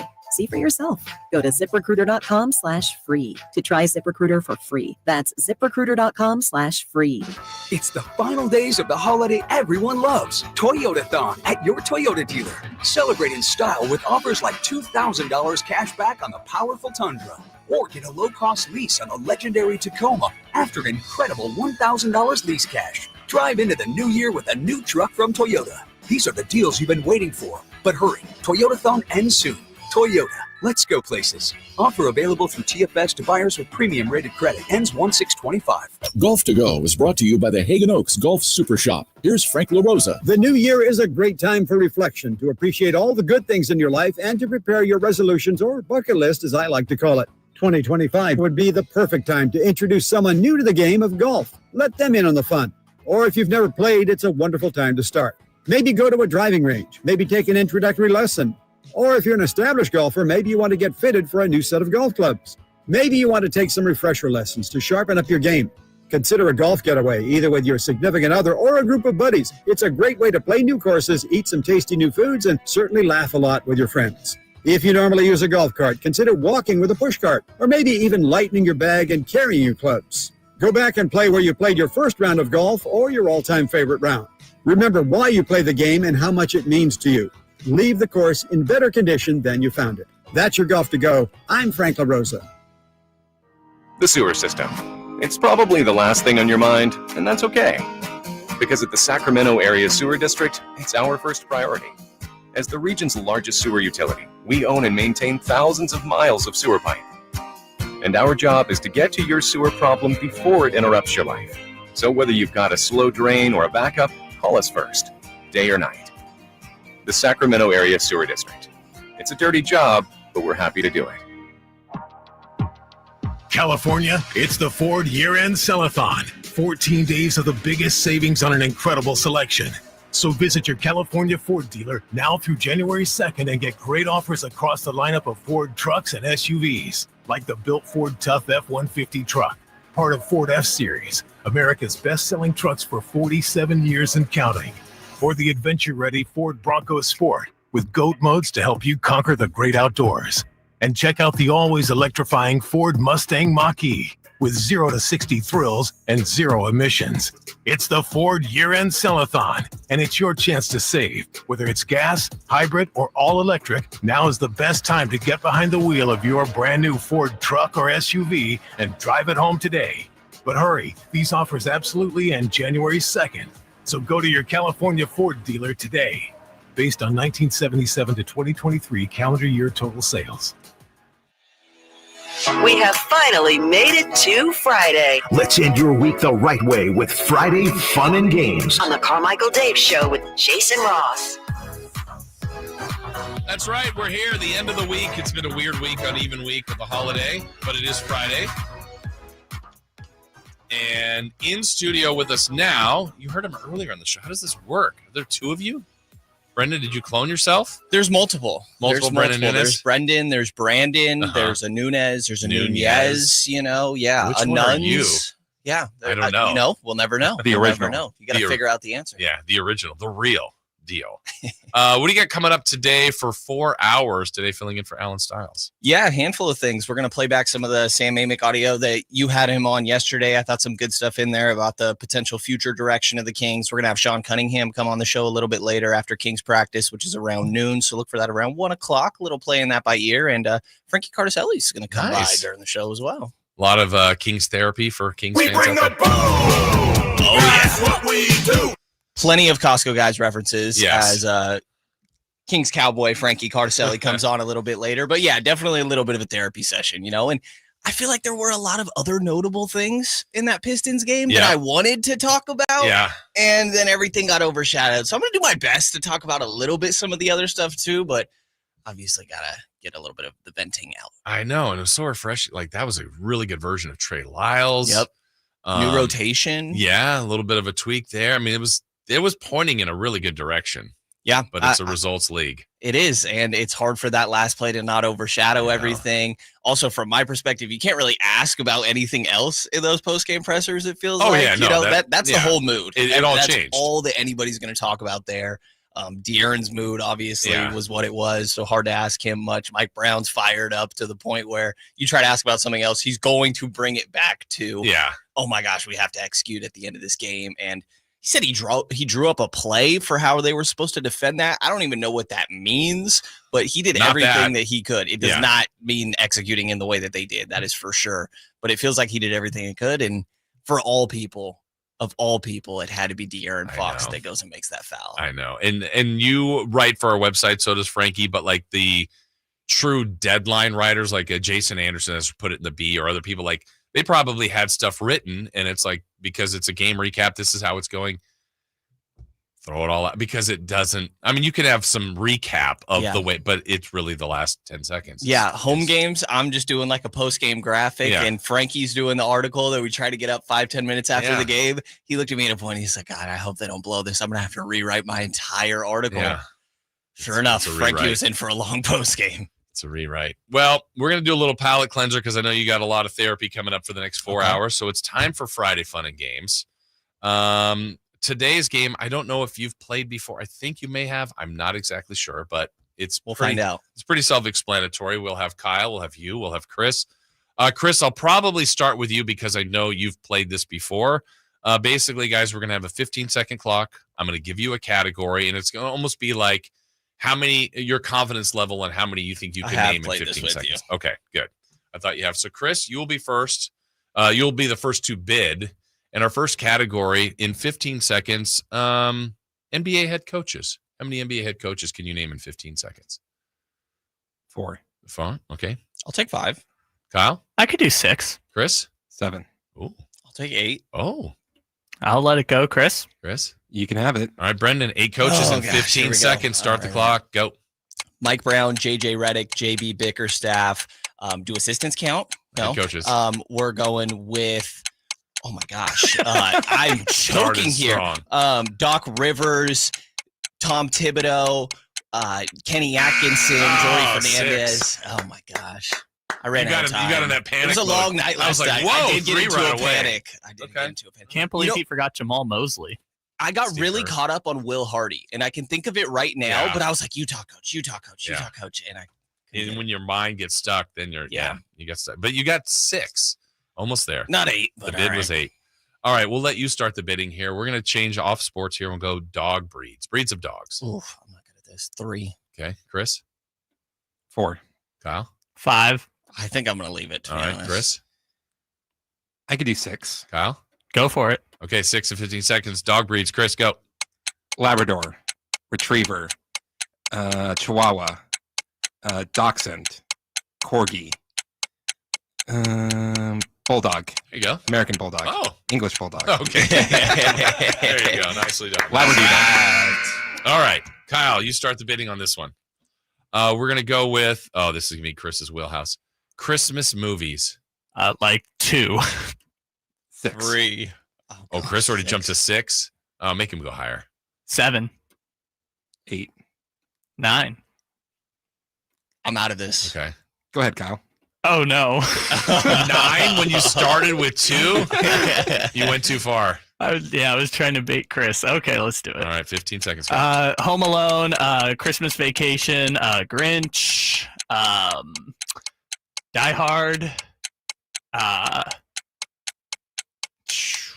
I might be out. Wow, that is sad. Going with Home Alone and not Home Alone 2 is interesting. Without repeats, Chris, just for the sake of it, can you do 9 in 15 seconds? Let me see. Go. Wait, without doing his? You can take 4 of his. Okay. Go. Home Alone, Home Alone 2, Home Alone 3, Krampus. Without repeats, but anyway. Die Hard, Muppet Christmas Carol, Jingle All the Way, Christmas Vacation, Elf. Yeah, I just realized I forgot Elf and Santa Claus. Oh, there you go. Okay. Bad Santa. Bad Santa. There you go. See, we can all remember when we're not on the clock, huh? Yeah, exactly. Red 1. All right. Who's first here? Brendan? I think. I don't know. It doesn't matter. We'll start the bidding with field goal kickers. Kickers in the NFL. 3. Chris? Go. Oh, Kyle? I can do 4, definitely. I mean, I'm just going to leave it at 4, to be honest. Wow. I don't know about my 4. confidence in kickers. A low bar. Chris, can you go above 4? No. All right. Kyle, 4 in 15 seconds. You should get this. Yeah, Justin Tucker, Young Wei Koo, Cameron Dicker, Harrison Butker, There you go. Jake Moody. You want me to keep Extra going? credit. Yeah, keep going. Okay. Nick Folk, Matt Prater, Chad Ryland. Wow. Jaime Fairbairn. Who knew you knew that many kickers? Yeah. Okay. That one was for him. Yeah, it was clearly for him. Last one. Last one? Okay. I'll ask the group. Do you guys want, what do I have here? I'll do non-sports. Restaurants or cities in California? Cities in California for me. Okay. We're going to do cities in California. You start the bidding. We'll go 5. Chris? 6. Kyle? Yeah, you can have it. Oh, Brendan, more than 6. 7. Chris? 8. Oh, God. See, I'm running out of time here. I'll try 9. Chris? Go ahead. Yeah, we All got right, him. all right, 9 and 15 all right, seconds. all The right. clock starts now. Santa Cruz, San Jose, San Francisco, Bakersfield, Vacaville, Los Angeles, Sacramento, San Diego, Los Gatos. Yeah! Boom. Wow. Holy. I mean, almost you lost were it at on the last 8, one. and then the last one took you like 4 For seconds. no reason. There's a lot of options. You did it. I did it. Good work. Modesto, Stockton. I know. I've given I you know. Elk Grove. I know. I Folsom. went more Bay Area. Yeah. You did it. You did it. All right. Thank you to everybody for listening. Thank you to all of our guests today. Brendan Nunes was one of them. Absolutely. Thank you. Appreciate you having me on. Yeah, thank you. Greg Papa. Thanks to our football fantasy sports insider, Dave Richard. For Chris Fillat, I'm Jason Ross. Brendan Nunes coming your way next right here on Sacktown Sports.